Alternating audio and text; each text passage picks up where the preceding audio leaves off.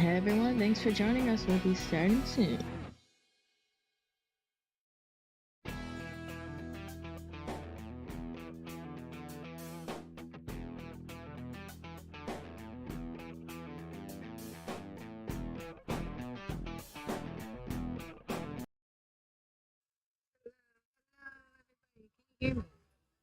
Can you hear me? We are going to do another epic Marco TV rerun. Oops. Thanks for joining us. The free domestic shipping for orders over $99 and $10 off international shipping for orders at $90. Code is PT-ribbon cable. This was a great episode. Quite a while ago, actually. That'd be the background noise. Not my right. We're gonna go ahead and start it. We miss Kyle. Kyle is doing great at Stern, by the way, and he is going to be jumping on PinTech Live with us in the flesh very soon, probably after Expo. We're all at major Expo prep. We hope to see you all at Pinball Expo. If you're coming and you'd like to pick up parts at the show, just give us a call or an email at sales@marcopinball.com and we will bring it to you, and that also qualifies you for free shipping and you get your parts. Emoto is live at Captain Crazy's Paradise, here to do a rerun with y'all. After Expo, we are picking up our guest tech series. I have lined up so far Phil Forrester from the Phil's Pinball, working out of the Carolinas. We will also have David Yop, the inventor of Yopsicles lighting, showing us all about that and doing most likely a cool Yopsicle song.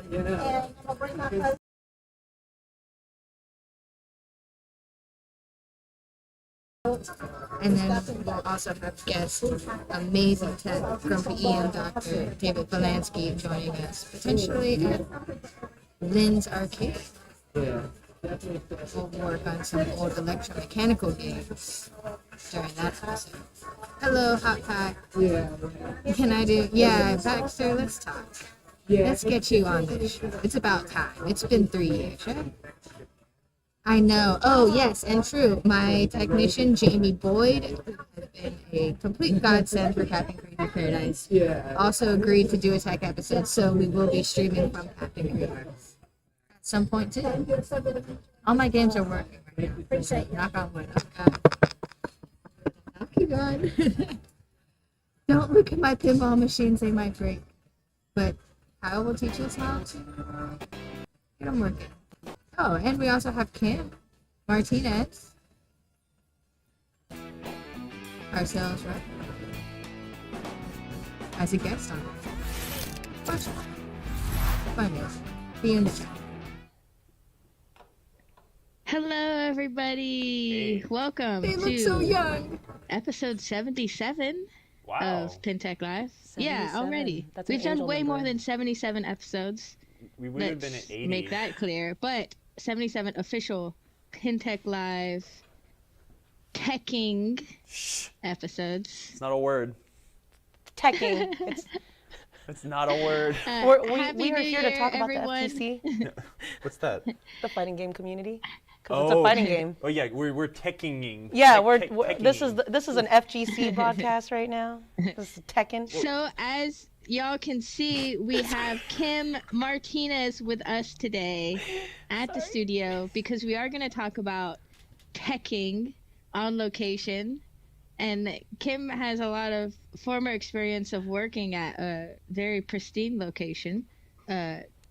Mitch, can you turn off the autofocus on the Sony camera? Do you remember They how to just do went that, like Steve? super Casablanca blurry. Yeah, it's kind of cool. I think I look really good right now, honestly. As he does that, I'm gonna go ahead and let everyone know that never mind. next week I thought that was next a mistake. week we are going to be doing a very special PinTech Live episode. we're bringing back Godzilla. We just got our Godzilla Premium all set up, and it has some of the coolest mechs we've seen in pinball. So we wanted to bring in lead engineer Harrison Drake back onto the show and do a deep dive into the game that, oh, he's still doing it. Do a deep dive into the game. There's another camera. Well, let me help Steve really quick. Who said Mama Kim? I can't read. I can't read that far. Sup, Mama Kim? Casey Relford. Oh, what's up? How you? Kim's here on our show today. Amoto sounds so distant. So yeah, everyone, remember to tune in next Thursday for PinTech Live. We'll have Harrison Drake from Stern Pinball with us, and we'll look underneath the pinball machine and get some cool insight in what it took to make this epic game. Yes. Hey, try that camera again. See if it is focused better. Yeah, okay, that's good. Oh, Hey. you guys look great. No, I'm just joking. It was. This is probably the first and last time you guys are gonna. Hey TJ, thanks for joining us. Okay. Sup, you guys? Retro Gaming with Hoppers here. Yeah, I'm Mr. excited Baxter. I'm excited to look at Godzilla with Harrison. We've spoken to Harrison a few times. Actually, no, I think we only talked to Harrison when we did the Avengers. One right? time. Yep. Yeah. Yep. Yeah, it was a great show. Yeah, Harrison's a cool dude. He's worked at Stern for a while, and this game, like Emoto said, has some really neat things going on. So it'll be exciting to jump in. Hello, Joel. Thanks for joining us. Yep, and another thing is our PinTech Live code is active and back on track. 24-hour code for free domestic ground shipping for orders over $99 and $10 off international shipping for orders over $99. Use code in all caps PT-on location, because that's what this episode is all about, right? So if we were making that code like yesterday or right now in Moto, what would you rather have that free shipping code be currently? Teching. Oh my God. Because that is a wonderful verb that we'll be utilizing a lot today on this episode that Kyle believes does not exist. It's not a verb. Okay, let's ignore that for a second. You know who's really, really good at fighting games, though? Wait. Wait, that I thought you were person. going to point to Kim. That Me. person Oh, right yeah. I got the street I'm kick. gonna Kim's throw like, my other person into the loop, actually. Who? Aaron. Oh, He's- yeah, he's a Oh, Street yeah, Fighter but- guy, He's an FGC dude. So, yeah. okay, well, wait, Oh, weren't yeah. we were walking We gotta around in put this Atlanta. together. we play different fighting games. What do you I play? Soul Calibur. Aaron plays Street Fighter. Right. We're in like two different worlds. Okay, well, it's like the multiverse. Okay, y'all are gonna be destined to meet at some point. You guys have to like Yeah, meet in we'll Mortal battle. Kombat and like duke it out there. We'll or battle. something. Like Yeah. even Or, ground. or in Tekken. Or in Tekken. Yeah, I guess Tekken is even ground too. So what was Tekken it? We Tag. were playing. We were at Lord of Atlanta. the Streaming. It's Southern Fried, right? My favorite. And Emoto and Steve were like walking around like filming all the stuff. And then Oh, poor Emoto Mitch. sat down like at something. Like it was like Soul Calibur, and she was like kicking Steve's butt. It was Soul playing the game Calibur. one-handed, like with an L. Story. Yeah. Totally a true story. It was pretty amazing. Sorry, Midge. No, it's pretty cool. Anywho, yeah. So, okay, one last announcement before we introduce Kim to the world. Although it's, as we can see in the chat, most of y'all already know who this wonderful lady is. But Hey guys. Hey. Twippy season is here, everybody. This week in pinball, the Twippy Awards, Pinball Awards, Audience Choice Awards is happening now. The voting is happening now. Yes. So y'all want to go to Twippies.com? Twippies.com? And yeah, that's it. Wow, crazy. And vote for all of your favorites of pinball last year. And we're going to do the live ceremony at Texas Pinball Festival. Yep. The end of March. I'm gonna swing whatever like teeny bit of influence, since I'm such an influencer around right now, and I'm gonna say please vote for Todd Tuckey. For which one? For what Yes, category? Todd Tucky for best YouTube or favorite YouTube channel. Okay, can I also throw my tiny little Yeah. influence around? That was my self censor. So I'm throwing my tiny little influence around, and I am saying go vote for Laser Los for best Twitch streamer because that's my dude. He's actually gonna be here in a couple of weeks. Really? Yeah, because he's gonna be nice. playing at Bang Back for the high stakes tournament. Very cool. So he's gonna be here. I'm excited. We should do a Marco TV After Hours live stream with him. That would be really fun. Bring him to the studio, y'all. Yeah. Oh, yeah. Or he could be your first guest on wanna set that y'all's up? new trivia. I mean, I'll set it up, but I meant like, do you Let's want find to? a time to do it. That might be pretty. That'd be pretty fun. That guy, we've rated him. Please few do. times. That I like would be watching him great. play pinball. He's funny. He'll have his little grippos and he eats it with a fork. He's great. I love him. Colin see, Chungus Baxter. Army Oh over my there. gosh, my heart. Hey, so speaking of the high stakes tournament, why don't you tell us all about what's happening over the weekend that he's coming to? Why is he coming to Columbia, South Carolina? What's going on pinball wise out there? So at Bang Back, which is located in Saluda Avenue. I don't remember the street number because I don't remember Bang that. Back Pinball Lounge. But it's in Saluda Avenue in Columbia, South Carolina, owned by Fred Richardson. We are doing a 4-day series of events, starting on Thursday with the women's tournament, which is targeted match play. Friday, I'll be running a 3 strikes knockout, $10. Plus, we have like different bounties and other prizes and things like that that are going to be happening. And then we'll be doing a $50 high stakes tournament, which I think there are still actual spots available for. And I think we have, Raymond coming down. We have Steve Bowden coming. We have Carlos. So a lot of really cool people. I think we have Tom Graff, who does Fox Cities Pinball, which he does some really nice streaming as well. A lot of heavy hitters. Sounds So like. we got a lot of cool people be coming, tough and it's going to be real competition. fun. Yeah, that's neat. Yeah. I think I only understood women's tournament. Everything else kind of like went over my head. But high stakes tournament, I think I gather what that He means. fizzled away. It's just Turn a them high up? Okay. entry fee. Yeah. high- High risk, high rewards. Yeah, high entry fee, high rewards, high payout. I believe there's going to be 2 divisions, so we're going to make sure that everybody in both divisions get paid out.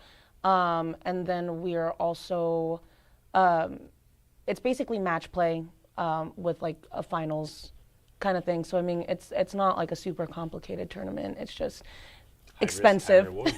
It's just expensive. I like that. That's pretty neat. If I was a competitive pinball kind of person, that's I like those high stakes. I'm a in-betweener where I do like playing and I do like competing, but I like to do it on my terms. Ooh, okay. Yeah. Okay. Well, so I think this might be a good segue. So let's talk about Kim and Kim's terms. Yeah, let's talk about Kim's terms. Kim, why don't you introduce yourself? Tell us how you got into pinball and make that timeline equal into how you became working with us over here at Marco Pinball. Yeah. It was, so I'm a nerd by proxy. Like I'm a nerd. So there was a little bar opening up and they needed bartenders, which I was. And it was a little arcade bar. At that point in time, I mostly just knew, the classic arcade cabinets, Centipede, Miss Pac-Man, Galaga, Space Invaders, Joust, which they all had. But then they had a bunch of pinball machines there too, which I wasn't very privy to or didn't necessarily care about too much. And that was 6.5 years ago, almost 7. So I just applied because I'm a nerd. And I was like, yeah, it's really cool, and I got it and started working there. And I believe about 1.5 years in, they were really struggling on getting a league going and they kind of needed some help. And I was doing some of their marketing stuff for them at the time. So they basically kind of said, you want to start a league for us? And I was like, a what? Huh? Oh, what? And they were just like, like a pinball league. You just get people, they play, we think, and then you just do that. And We I was like, think. yeah, I have no idea what you guys are talking about, but I guess I'll do that. So shout out to John Geiger, who owns Arcade Super Awesome. He is the best, and I love him. He is the person that taught me how to be a tech, like little minor teching things, and then how to be mainly a TD, and how to organize things, run things. He taught me all about formats, league formats. And then it became very much a grassroots effort. Like I started traveling to Cleveland, to Cincinnati, playing in all of their stuff, and it just kind of snowballed from there. So, I mean, for the last, 5 years, 5.5, I've been just doing a lot of tournament and leagues and pinball stuffs, which also included a bunch of charity events. I mean, I think at this point we've raised over $5,000 in like charity stuff that we've done. That's awesome. For different, groups. And yeah, but it's mostly them. Like it's mostly the people that go and they get really invested and involved and they care a lot. So I mean, like St. Bald's charity, and we had like local charities that we would give money to when we could. So yeah, I mean, it was really cool to be a part of something that From the ground up, sort of, like. Yeah. Did you travel, like, outside of Ohio to do, like, tournaments, or did you mostly stick around, like, your community, like, in-state? I'm mostly stuck around in Ohio, but then obviously I went to Pinburg. What year did you go? I think the first time I went was 20. Time is so. I know. It's like whatever now. I think I've went to 3 Pinburgs, and then I was gonna go to 2020s. Okay. And then obviously that got canceled, and then everything went to heck. Yeah, straight to heck. Straight to heck. Kim who? Yeah, I know. Yeah, Me too. That guy's just Kim a troll. who? You don't No, listen to it's that guy. okay. You don't listen to that guy. Hey, what's We up, banned him pal? so many times, but he keeps making new So Facebook Kim, accounts. you're doing a tournament directing. You're doing a little on-location pinball technicianing. I'm gonna keep evolving this verb. Up in Ohio, so and then now you're here. So what made you take that leap of faith into coming all the way to Columbia, South Carolina? And did you guys just freeze? That was A little something bit. dropped. We might have frozen. Nah, hold on. I think. Are you still there, Remoto? Yes. Okay, cool. I'm here. No, I think I moved the table. Are we still live on? Okay. No, something just happened with the TV. Give me one sec. I had the TV plugged in so we could read the chat. It's okay if it goes away. Hey, did this TV So finally Kim- like? Oh, I see what happened. Da-da-da. Oh, Okay, check it out. I'm using my teching abilities to figure out You're when teching. things become unplugged, and then I'm troubleshooting. Sorry. This guy. I like how like both of our faces went like. It's okay. Did you guys freeze? No, that was just my utmost fear. Yeah, of like streams like dying midway through. But don't worry, we're experts at repairing these things. He's an expert at repairing these things. No. You were my backup in Atlanta and Milwaukee. You, I when Emoto See, was Marco, busy, this is what I deal disappeared. with every Thursday. did not disappear. Okay, there we go. So I fixed the extension cord that is much too short, but I'm making it work for what we need it to do. Yes. Okay, so why are you in South Carolina? Let's restate that. Oh yeah, why am I in South Carolina? Jen, no, Eddie, all day. I think it was a mixture of stuff, but I think as much as I love my bar, and I really do. I love level 1. I love everything that I accomplished there and we accomplished together, kind of thing.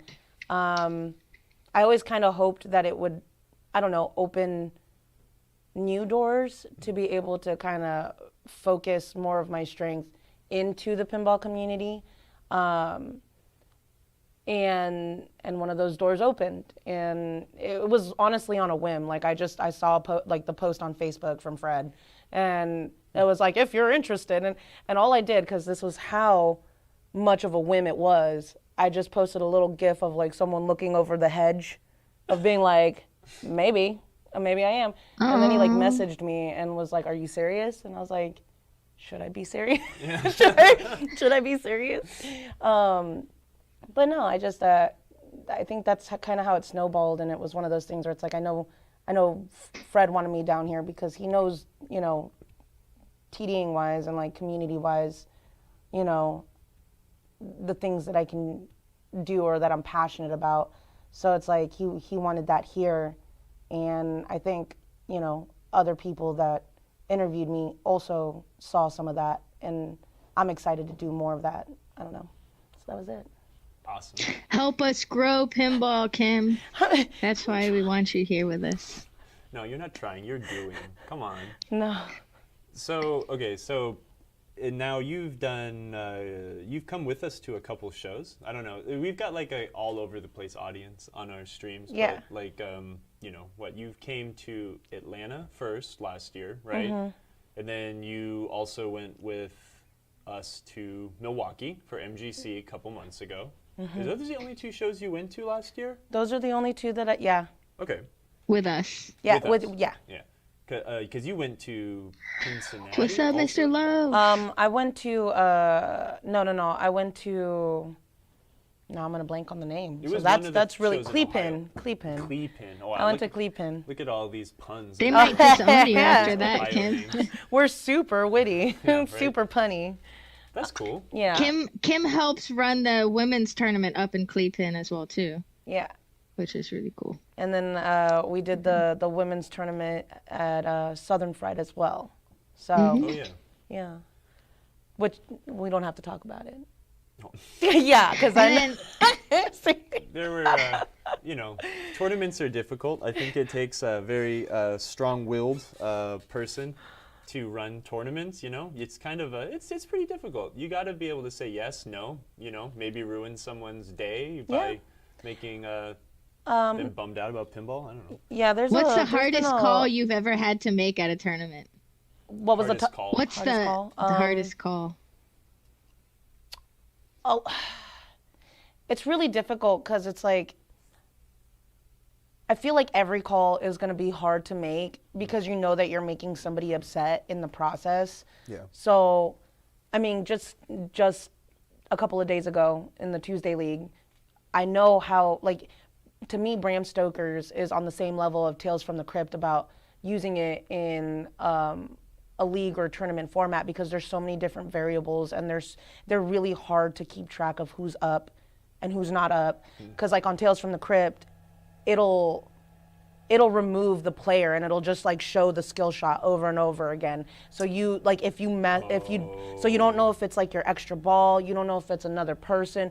And I've had to make a really tough decision on that of like, and it sucked because I try to run up to him and say, hey, that's not your ball. Like, that's not an extra ball. You're playing somebody else's ball. And he just kept on playing. And I'm like, I really need you to stop playing at this point to, like, let me make this decision. But you're still playing. It's not your ball. You're playing somebody else's. And he got really upset about the result of it, which was, DQ. yeah, like, you get DQ'd for that round. You get a 0 for that round. And I'm sorry.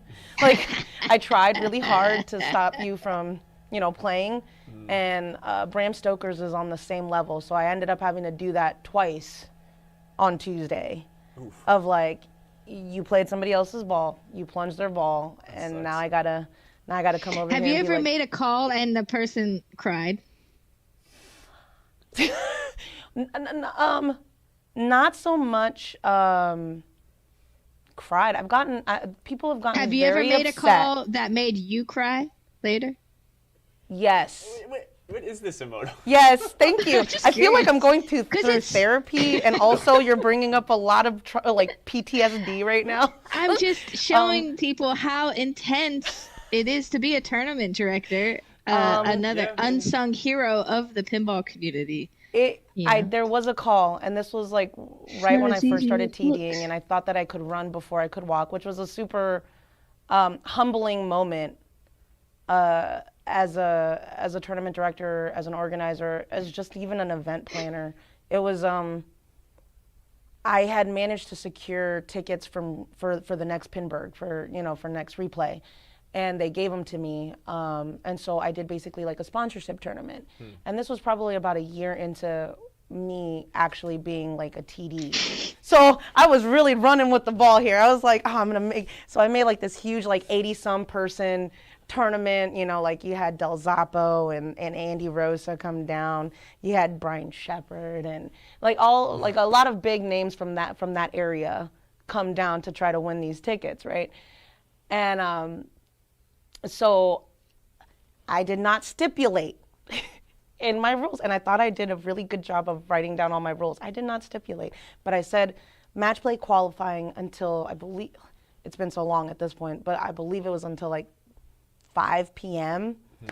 Now I stipulate it where it's like if a round ends 5 minutes before 5, another round will not start in order to save time, you know, in the essence of time. Well, I did not stipulate that in my first rule set, and I got my butt chewed out so hard by like 2 or 3 people because I did not start another round when it was like 4:56. And so they were like, you need to start another round. You did this for you. You wanted to get in. And I was like, I honestly did not. I knew that we were going to end up going way over. Yeah. It was going to be another 45-minute round. So I just stopped it because it was like 5 or 4 minutes till the end of qualifying. And that was a very humbling experience. I was like, I'm going to go cry in my pillow tonight. So I took a lot of tequila shots. Leave no stone unturned No. when it comes to like No. writing rules, right? That is a Like, nightmare. You got to stipulate all of that. You Yeah. got to do all of it to That's cover your rough. butt. That's hard, especially when like some like big angry like pinball guy is like yelling at you. Like And that it was to me, it was like the big boys too. Like they were like the heavy hitters, if yeah, you the will. real competitive Yeah. people. Well, they're And they're real they're- good at that level because they are so competitive. It means so much, right? Like Hello, Mango Slice. Thanks for joining us. Mango Slice is a new pinball owner. Hi, I Mango believe Slice. they just got a Godzilla Pro. We just saw them on Facebook. that's an Yeah. awesome game to have. I So am quite welcome jealous. to our tech show.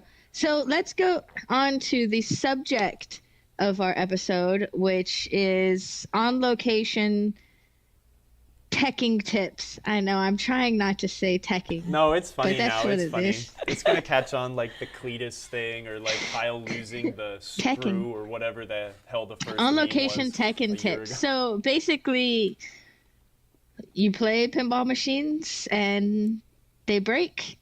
And you have to know, as a pinball technician and operator, how to fix them quickly on the fly. So Kyle and Kim both have experience doing this. Kyle as a professional operator with Black Cat Pinball, all across the U.S., in fact. Ooh. It is kind And, of funny. I don't know if I want to be and referred to as an Kim, operator, Kim but working at Professional. level, wait, arcade level up, level one, level one, level one. It where you has working, pink. it's level 1 arcade bar, right? No, she's laughing harder. I got it wrong. It's okay. You guys get points for trying. It's a level 1 bar and arcade. Yeah, that's what I said. Okay. So Is that what at you level said? one bar and arcade. I just got 2 words backwards. It's okay. I'm sorry. So Not to be let's- confused with let's- level 1 in Gilbert, Arizona. Huh. They decided to Yeah, name let's theirs. start with the basics, like on Kim for your side. So, tell me in the sense of like, maybe in the future I want to be a person that works at a bar arcade that can also help fix pinball machines. Like, what type of qualifications do you need for that, and like tools to keep with you? Like, what did you learn from like you not knowing anything about pinball to you working at this place? What did they start you on, more so, right? Yeah. Because like usually there's a pretty normal progression between like being an eager person and someone who gets to like put their fingers and stuff. Like, what was that? Okay, that was taking a little weird. No. We were when you first like went in to like mess with a pinball game, like what was your Poor first Kim. task? Was it clean something, change a rubber? Kim, Right, this like- is not a job interview. I know, I'm just over here like, Well, I think because there's like I think there's a pretty normal progression for that, right? Like when I would identify people at a bar who like cared or paid enough attention to listen to what I was like doing. Yeah. Like, I would always be like, well, just take this rag and make it look better, right? Clean Right. it, right? Is that like So yeah, I mean, I think Thanks when for the we resub, first good nighty. started, one, I don't know if necessarily this is how it is for everyone. I don't know how, like, if this is how most operators behave, but our tech, like our operator, the person that worked on all of our games, was very particular about who touched his machines and who Oh, yeah, didn't. Like, absolutely. right? So it began very, like you said, it was a progression of things. It began very slow. It was like, you can hold the rag and you can wipe the dust off the playfield glass, you know, but do not use this rag. You have to use a microfiber glass, you know, Yeah. like, or whatever, because we don't want you to scratch the playfield glass. And it's like, okay. Slowly progress to, hey, if you see that a rubber is starting to thin out, because again, old school operator, if you see a rubber starting to thin out, rotate it. twist it to the Just less twist, stressful? yeah, just twist it so that So- you hide the whatever. And then it turned into, here's the novice, here's the whatever. Start waxing the playfield a little bit, like making sure, but you know, so you start picking up little things like that. Was this so like at your location? I think it's like going. We have to take a step back to like Okay. talk about operators for a second because they're some of the worst and the best people. Your location, was it like an old school operator? Was it like Yes. Joe's music company and they dropped pinball machines at the bar? Or was it the owner of the bar had some games, or it was like crowdsourced games or something like that? So Because it's a mixture. okay, So the actual owners of the bar, their collection was at level one. So they were all the games that came, like for the most part, came from them. You know, so it wasn't something that they like hodgepodge together or had like an operator drop in. That was their collection. But their silent partner was the tech. you got it. And, Okay. and so he is also very old school in his practices of like, does it turn on? Does it work? Does it take money? Does it take flip? money? Yes. Yeah, Does okay, it it's take fine. money? Does Yeah. it flip? Does it turn on? And so when they started doing more competitive stuff or more league stuff or more things like that, where people really were coming in and caring about how they played as opposed to just, does it turn on? Does it take my money? Yeah. Can I flip it? That's when, you know, he had to care a little bit more about Sure. like Yeah, certain it things. takes you to another level, and that's like what I Right. wanted to like differentiate is like if we look back in the day, right? I mean, your as like an operator back in the day, 80s, 90s, like your locations were your paychecks, right? And people were really controlling and territorial about their space. Like Right. back in the 80s and 90s, there was no such thing as like a community-driven space where, you know, it's like, oh, this guy's got a couple games here and this guy's got a couple games here. Like, no, there was, you know, Bob's vending company, and Bob had a, 2-year contract with this place, and Bob was the only person allowed to put anything in that would take money.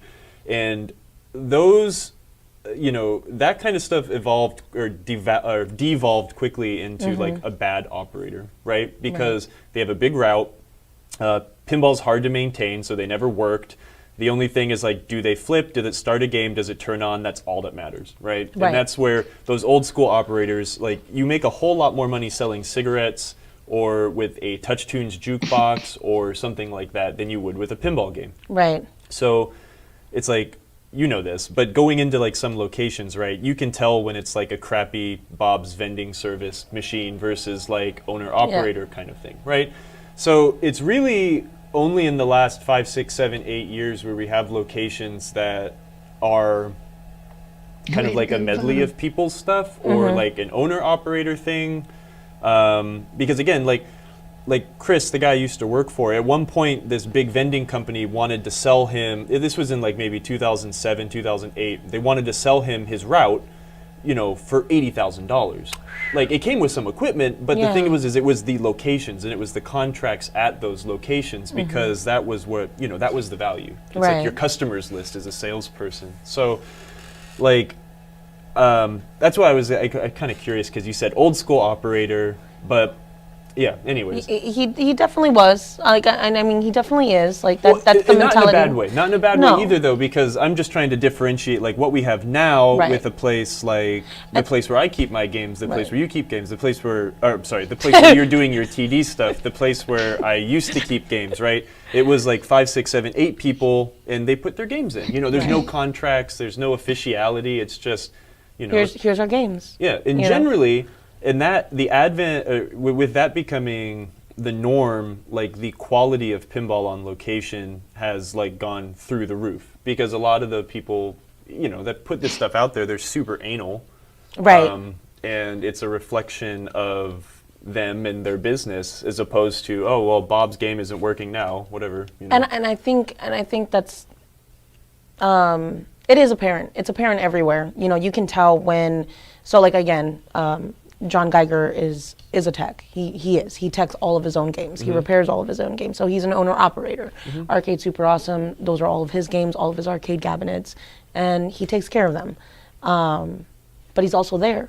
Yeah, all the time. All the time to make sure that his games are so. Yeah. So if something happens and He's someone there on the spot. he is literally like, I'll be there. And that's I'm the gonna be difference there. between like your old school operator who might have like 50, 60 locations, Exactly. and you don't have time or you don't have the staff to consistently go and check on these things that require a ton of maintenance Right. when they're on location. So, like, going forward with that, that's why I don't like being called an operator, because like I have negative connotations of people who are actually operators from dealing with those old people in the best possible way. But You gotta change the term to be a positive one in your head. in my head, yeah.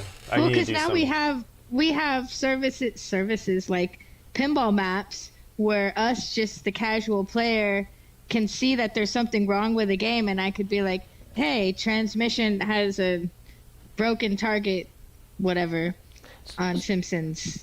And then you're going to get that notification, and even though you have several different locations, No, you sure, instantly yeah. know, oh, I got to Pinball Maps is pretty cool for that, because you can definitely see if like I have to cross town when I'm on vacation. It's deep like, conversation. oh, I don't know if I want to go there because every comment says this game sucks, like, but Right, the only thing that I will say in regards to that is that Pinball Maps is something that is utilized specifically by pinball people, and when you're dealing with something that's on location, you'll find that the actual pinball community ratio is low. yeah, for sure. The Right, people that right, actually except know like how on to say, league nights. hey, this drop Yeah. target is misfiring, this slingshot is misfiring, it is, or whatnot, and actually can be able to tell you exactly what is wrong with the game of like, hey, this isn't registering this hit, I think the optic is wrong. That ratio is so small and so minute that unfortunately most of the information that you're getting is incredibly vague and incredibly Yeah. unhelpful. It is usually, as a bartender, so I guess like circling around, when we were first, when I was first getting into understanding the mechanics of the game and really delving into that, we would get complaints all the time, but it would be as vague and weird as it's not working. The flipper doesn't work. I don't know what's happening, Yeah. but it's not working. And it's like, well, that's cool. So how do I tell my tech that? So then you have to kind of go over there and try and figure out what it is. And then as you're learning how to be a better pinball person or be more well-versed in it, there have been times where I've written stuff that I'm pretty sure he looks at and he's like, what are you talking about? Yeah, You have no idea. I like. But so What- in that situation, someone says, the game's not working. Yeah. And then you're there and you're like, okay, well, let me go take a look at it. And you walk over to the pinball machine. What's like the first kind of things that you check?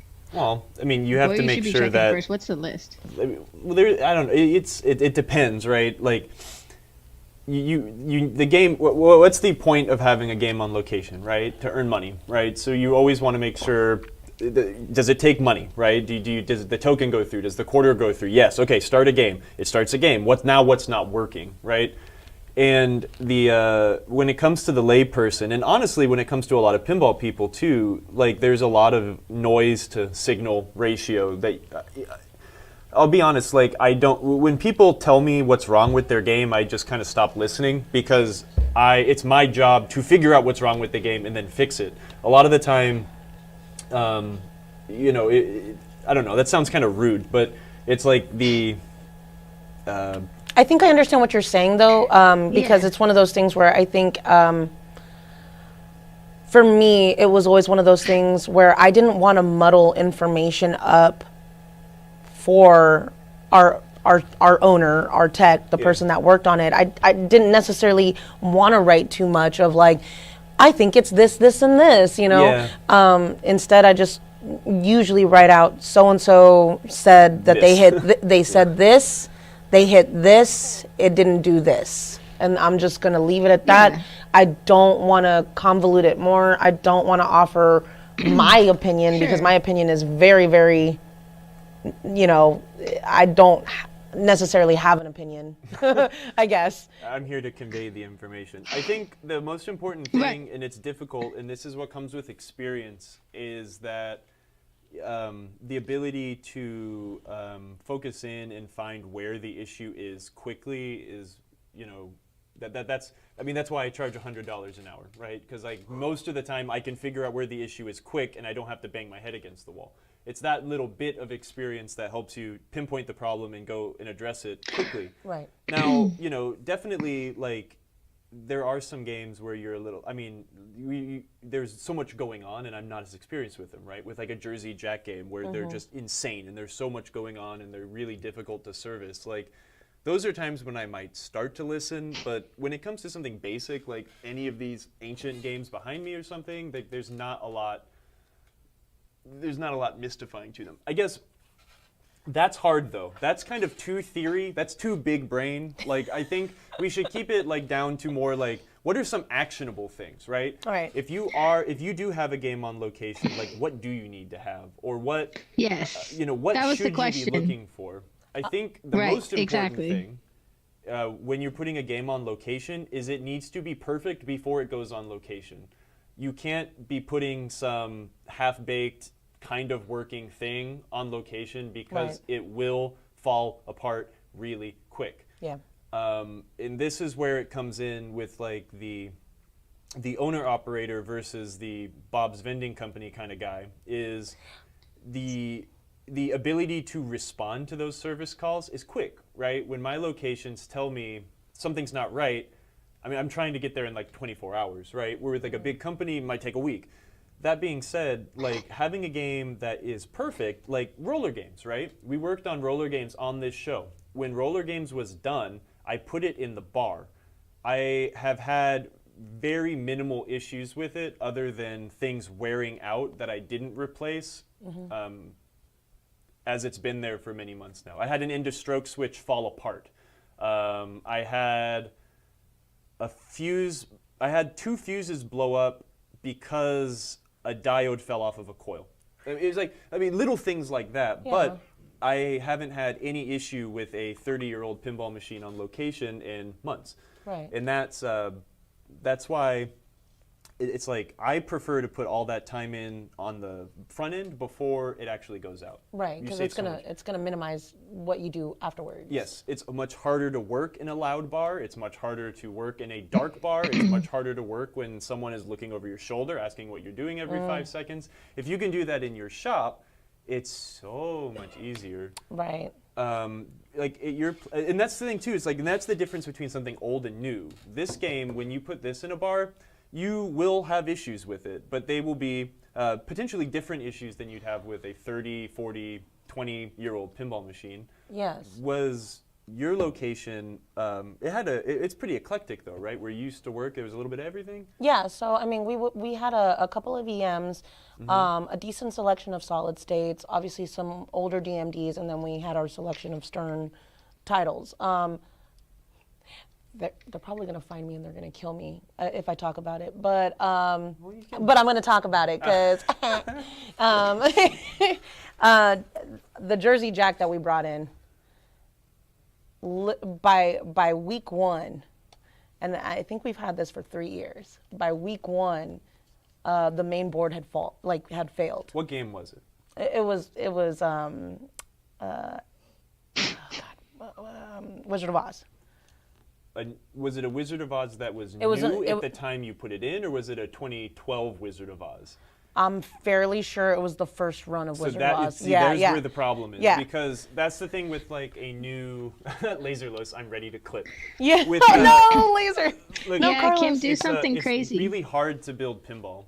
And Jersey Jack as a company has adapted, right, to make games more reliable and better. The first generation Wizard of Oz is a nightmare of a game to work on and a nightmare of a game to operate.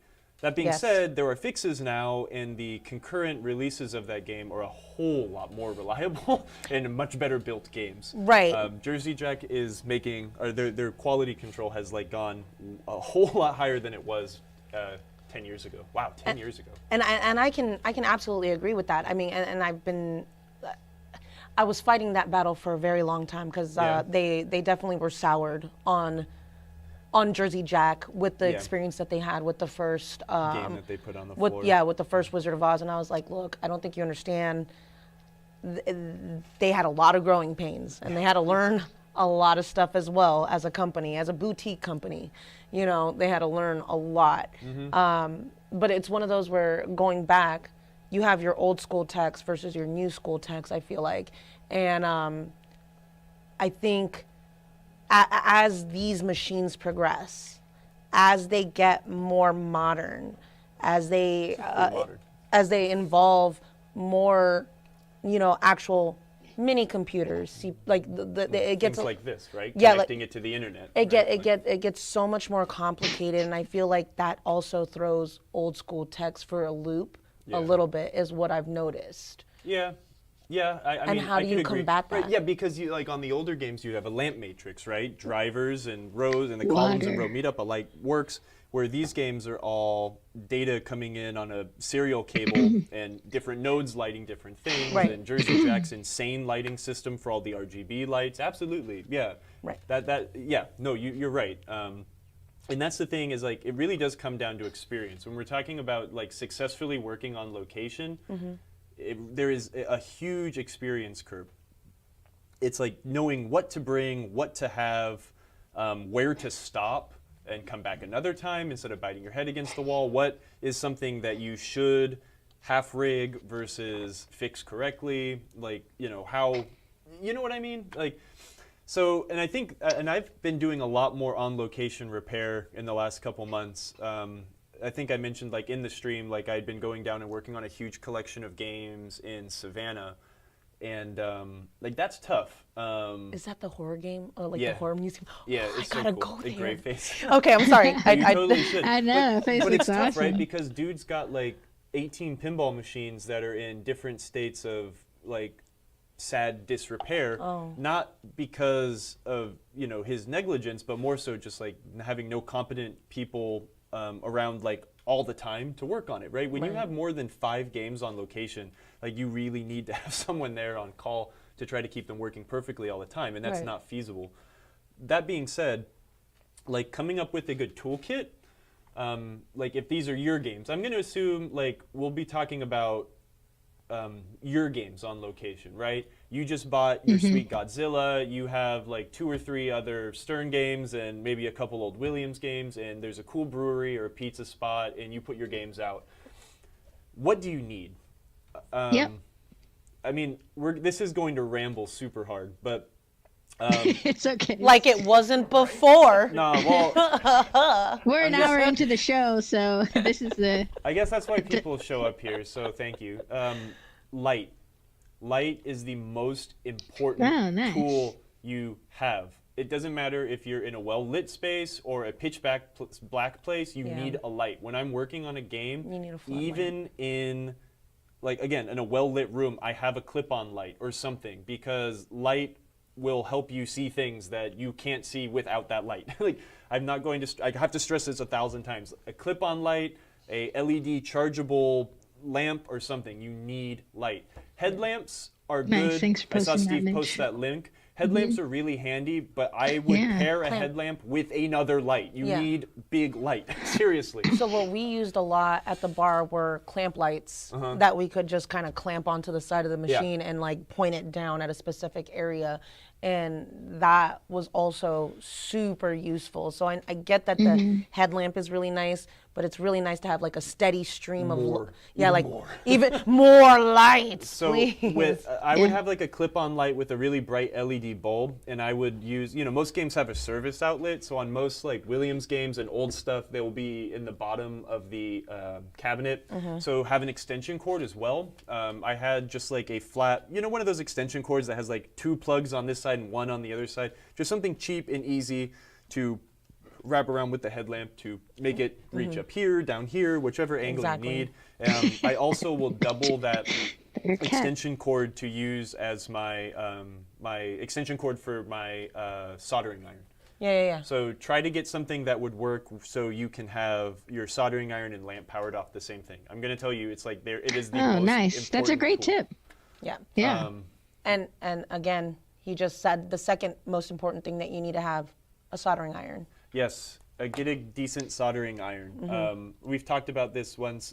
I had Ashley on the show a couple weeks ago, and I had her solder a coil a few times, and she did it good. But like, I'll recommend again, like you don't need to carry a solder station around. Carry an adjustable temperature, like pen soldering iron. Don't use a gun; those are awful. No. Yeah. Don't use a butane-powered soldering iron. They're awful when you're working in like close quarters.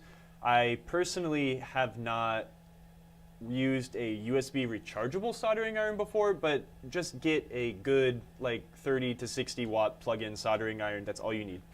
The last thing you need when it comes to power, hold on, this is actually another really important one. Depending on what you're working on or if you're going to service games, get the late model Williams dongle. Yeah. They got Give rid it a of the close-up. standard. They got rid of the standard, like American plug on the power box, and they put a universal IEC power plug. So in Europe, you would have a game with a IEC power plug on one side and the country-specific dongle We have on Kim the other in the side. house. We sell these, right, Steve? We have them in stock right now. Could you link one for me? Every single Williams game that used one came with one, and 90% of them, they're not there. So if you're working on a Medieval Madness or a Theater of Magic and you want to plug your lamp in and you don't have one of these, you're screwed.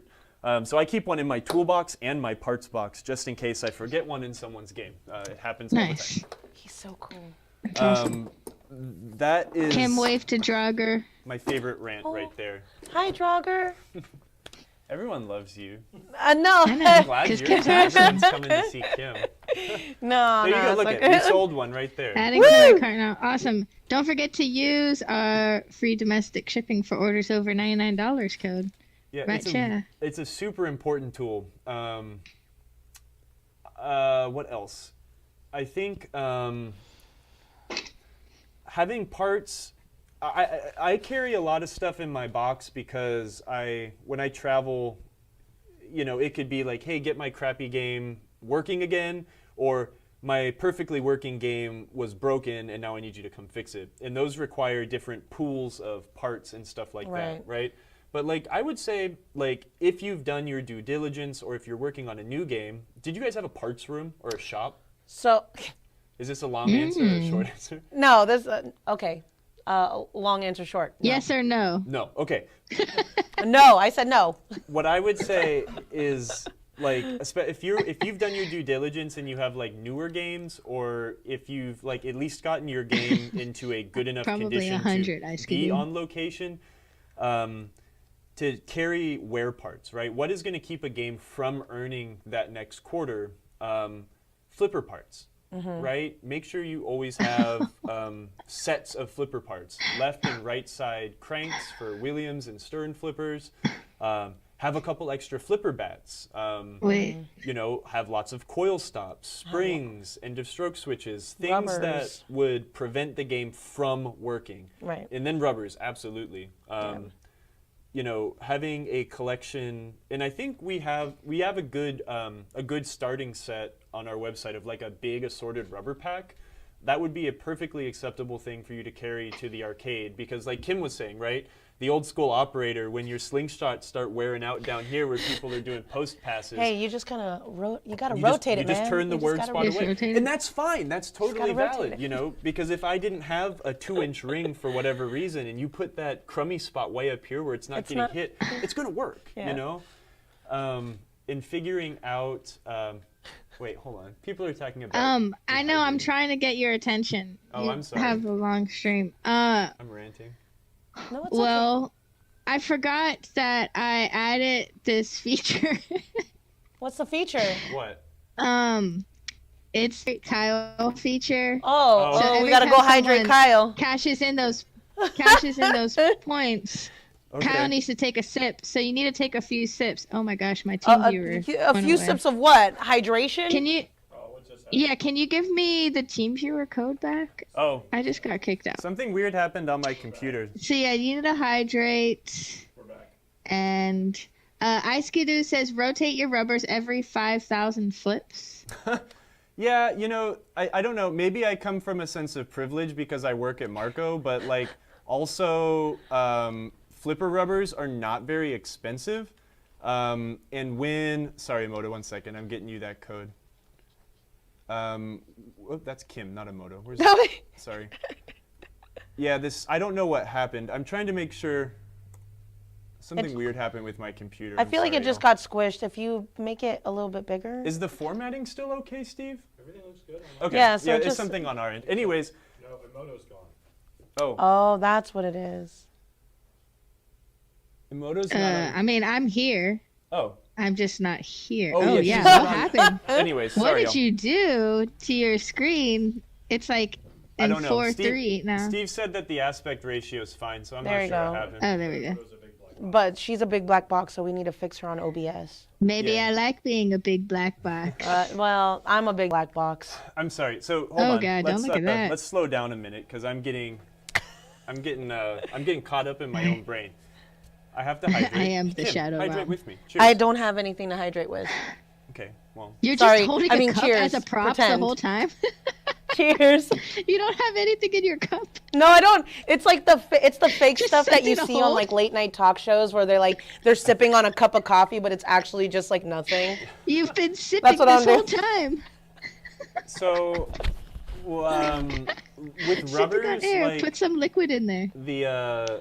when rubbers start to wear out, like rubbers will become impregnated with dirt and nasty, and then they become less grippy.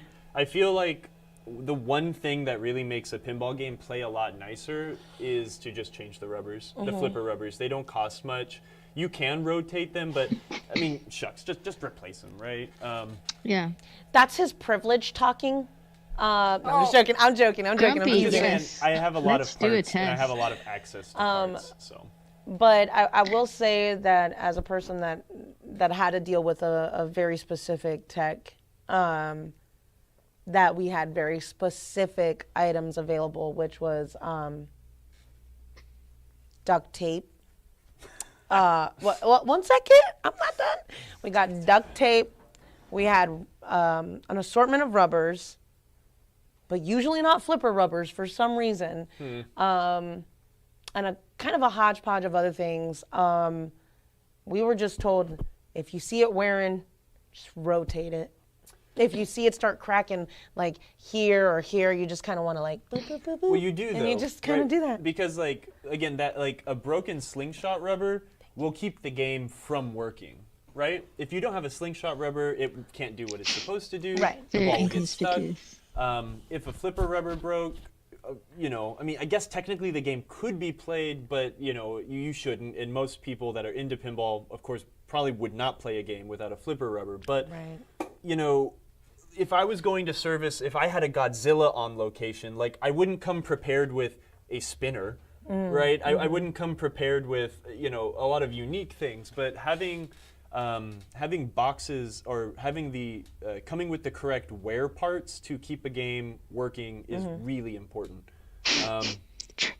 And everyone's, What? everyone's punning on rubbers when we start No, talking they're about, agreeing. Yeah. Never gets old. It Yeah, doesn't always get have old. rubbers. And we sell an awesome rubber assortment kit in white and black PRW rubbers too. That's just a great handy thing to just keep around. Yeah, no, if you have more than 2 pinball machines, buy that assorted pack of rubbers, seriously. That way you don't need to buy a specific, Kit. rubber kit or something. You What's just can that be like, for, oh, I lad? need a 2-inch rubber. I've got one. Bam, it's on the game. Right. So, personally, and here's another thing, right? Like, let's talk about longevity of rubbers also. White rubbers are softer, they're bouncier. I like them a whole lot better. Black rubbers are harder, and they degrade in a different way. White rubbers do not last nearly as long as black rubbers. Red flipper rubbers do not last nearly as long as black rubbers for whatever reason. The trade-off is black rubbers will make the game a ton dirtier over time. There's something about the way the rubber degrades, get caught in the ball. Just keep talking, Kyle. This is why I don't like putting the chat on your screen. Look, I'm hiding it. No, it's Steve. It doesn't matter if it's there or not because Steve's gonna start laughing. I and then know, we're but gonna then go, you won't be able to see why we are laughing. You have to watch the show later. Hey, I'm it- telling you, I'm not being distracted. It makes the play field look great. Black rubbers. Warlock, do we have a Matahari rubber kit Yes. that Yeah. we can sell to Warlock Pinball? Yeah, of course. I don't know if it's in black.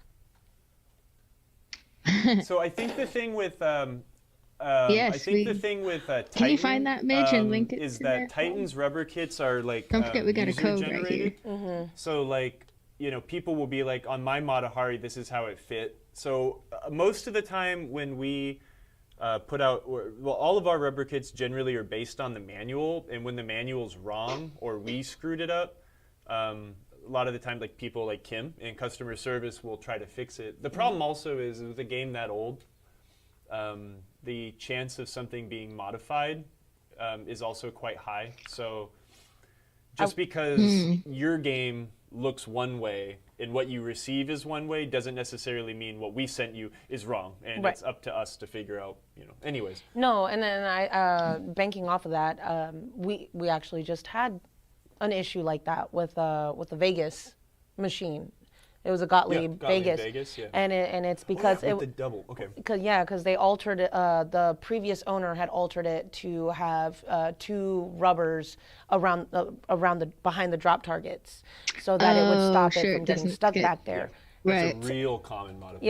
Yeah, but technically, from the manual, that's not something that existed. So our kit was different than what they were expecting because they had the double rubbers You'll on see there. that a lot too, and maybe this might be for your memory banks too, on older games with 2-inch flippers that would use a 1.5-inch ring to go through that groove. A lot of people would put a second rubber underneath the groove, and that will help keep that single rubber that normally would be there from wearing as fast. And that's not correct. It's not supposed to be that way, But it's like a nice alteration. but a lot of people have it that way. You Right. might get a call like, what's up with that? Let me address something here really quick too while we're on the topic of rubbers, but we're not going to go into this for a long time. Someone said, what is your thoughts on silicone rubbers? Silicone rubbers are fine. Silicone is not a good material for durability in a pinball machine. I like Titan rubbers. Titan rubbers are nice and bouncy. They work, but the durability of some of those Titan silicone bands, they will snap just as easy as standard rubber will. They don't have the chemical makeup of silicone is not that of something that can take those high impact beatings without degrading. Polyurethane Thank you, rubbers, Mitch. I was gonna such ask him as that, but I'm super glad you bands, responded which to him. is something that we sell. They are a pain in the butt to get on a lot of the times, but you will not need to put any other rubber on ever again for the most part. Maybe they're not as perfectly bouncy like natural rubber or silicone would be, but the property of polyurethane is much better suited to a pinball environment. Personally, I like natural rubber. All my games have natural rubber, except for, again, some instances, like on my TNA, I wanted purple rubber. Right, so right, I right. put purple super bands on it, and that was fun. And on some games, like in certain locations, like I will put super bands on spots that are like high impact, like slingshots, but I will keep my flippers using natural rubber because I like the way that red rubbers play more than super bands or something like that Right, right. sometimes. But that's all personal preference. At the end of the day, I should be running super bands on my flippers because they'll never wear out, and when they get dirty, you can wipe them off and they look good as new. Right. So, what's your opinion on both of those things, like from a playing standpoint, if you have one? I don't like super bands. How about from a, that's what fine. an on location From a standpoint? competitive standpoint, From a- just yeah. because they do change the way that the ball bounces Absolutely. quite a bit. Yeah. So I've played on super bands.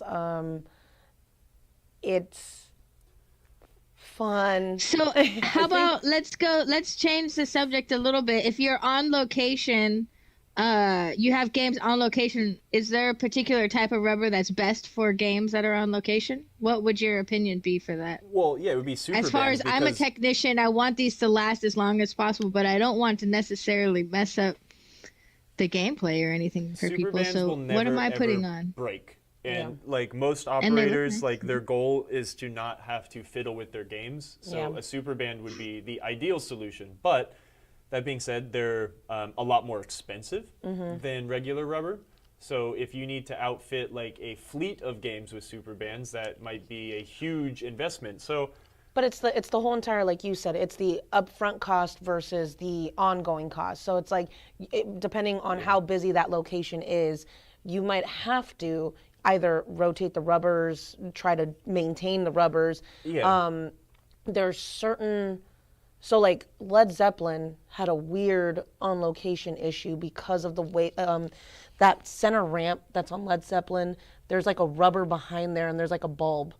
And I forget, like it's like a weird placement of whatever, but it just, that little rubber kept snapping, and so then that bulb would break. Yeah. And just because it was just, there no, was, for sure. There's a lot of games like that though. Like AC/DC, behind the TNT drop targets, like Stern stretched a like 3/4 inch ring around these two posts, and they will always break a bazillion times. So the trick to doing that is to use a 2-inch flipper rubber and stick that around there, and bam, it's fine, right? And so I guess like the answer to that would be go with what you like, but Yeah. if you put super bands on your game, you might not need to ever go get that call like Yeah. there's a stuck ball somewhere, there's a broken rubber band, where if you save some money by using natural rubber and you had to make 2 trips because people are really good at post passing and they snap slingshot rubbers, well, you might have wanted to spend that $1 whatever to buy that super band as opposed to the 80 cents or 70 cents it costs to buy a regular rubber. Right, and it's going to last 10 times longer for that small price Right. increase. Yeah, So absolutely. it's- But then again, like it's people like, but you also have to cater to your crowd if that's what you're into. And really competitive players, Plus some one, people. super but like, I do agree with the comment that just came up on Twitch. I can't read the I think purple. it's Jim's Arcade. Yeah, it's hard to read. But I do agree. Super band flipper rubbers are real nice because they have a lot of traction. They give you a lot of control when the ball's coming down. So you're able to kind of drop catch, live catch Sure. a lot easier if you know how to do that. do the tech. If you don't know how to do that, well then, you know, I don't know how to do that. So I'm just like, Ice well, Skidoo asked, "What's the best rubber to put across the post to block my outlanes?" A hair tie. A sock. A hair tie. But yeah, but A then dirty it's like there's sock. also a lot of people that really hate super bands as flipper rubbers because they want natural rubber for their preference. So Right. you cater to your audience and also cater to how you want your game to be too. If you don't care about your audience, which is also fine. So you know, that's the problem. It's like asking me how to clean a pinball machine. It's like there's 5,000 opinions for that one question. So you'll get a bunch of answers. What I would say is We if want you your are opinion. curious,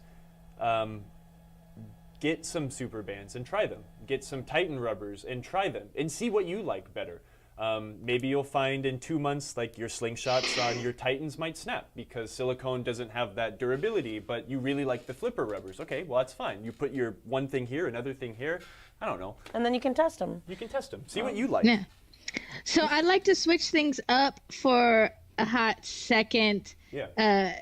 Grumpy EM Doctor, if you're in the chat still, speak up. He had a question about Godzilla and was wondering if the glass was off and if there was something that we could look at for him. So I thought it would be fun. He's having problems with the ball getting stuck, so I'll call David after the show and we'll talk about it.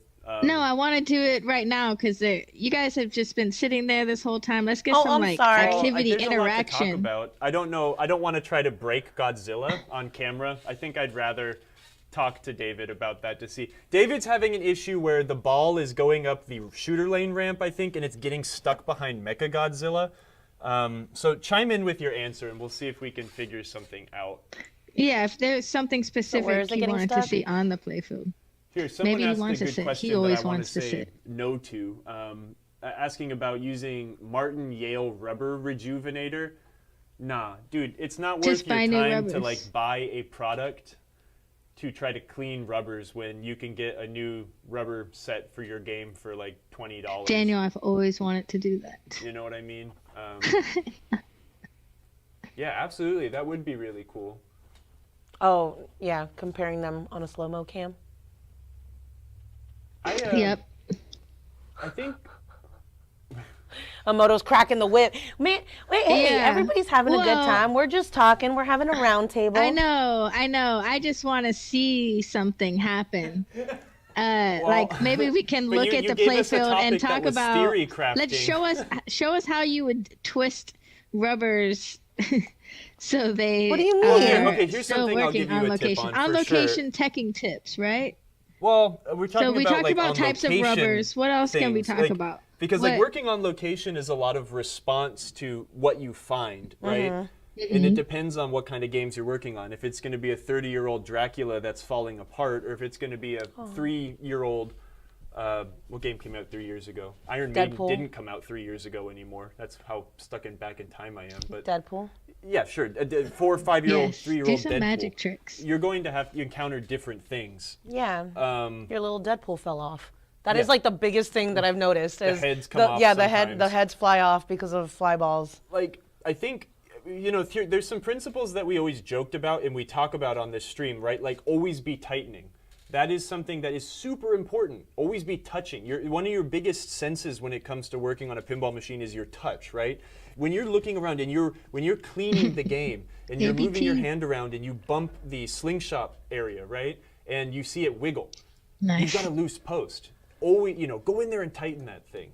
Those are the really important things when it comes to keeping a game working better on location. A loose post, you're going to start, if it's in there with a wood screw or something, you're going to start enlarging that hole, and then bam, you've got your problem will exacerbate when you have to take that post out, get some glue and some toothpicks, put it in there, cut it off, and put the screw back in. So tightening is really important. I mean, let's do something. Let me open this up. You can be Yeah. over here. Let's look at some Open things, it right? up. Like important things to look at, I guess also. What I mean by checking. Can you turn How do I on the turn ring on the light light? on the handheld camera? Turn the. Twist the ring light on. There we go. There you go.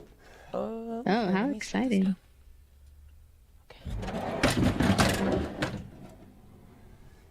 Look, it's like if you get a call on Godzilla, Find and we're just gonna make up an issue, right? The Yay. 20 years from now, the building isn't going up and down, or the VUC isn't working, or something in the back, right? You go in there and you fix that, but that is not just the extent of your job. You are not doing a good job if that's all you do. When you lift up the playfield on a game, if you go in there just to address the issue and walk away, that's really half-butting it. So when we open up the game, you do want to check things, right? We were going to want to get in here. So We're going to want to pretty. wiggle things. Yeah. What do we have?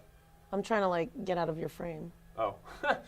What I'm saying is, You're doing good. if we addressed our issue, you always want to come back and you want to look through things. And it's going to depend on what game you're looking at. And obviously, nothing's going to be wrong with a new game. But are your coil stop screws tight? You're going to have your nut drivers with you or something. Go get your 5/16 nut driver. Are these tight? No, they've started to back off. Well, when they start to back off, that's when these things start to wiggle and the screw snaps. Then you've got a 30-minute job in front of you instead of maybe last time if you would have just tightened the dang coil stop screw, right? If the flippers aren't an issue, why not give them a teeny little health check while you're here, right? Go inside, make sure you don't have a ton of free play in between your crank and your plunger, and look at the overall health of the game while you're inside.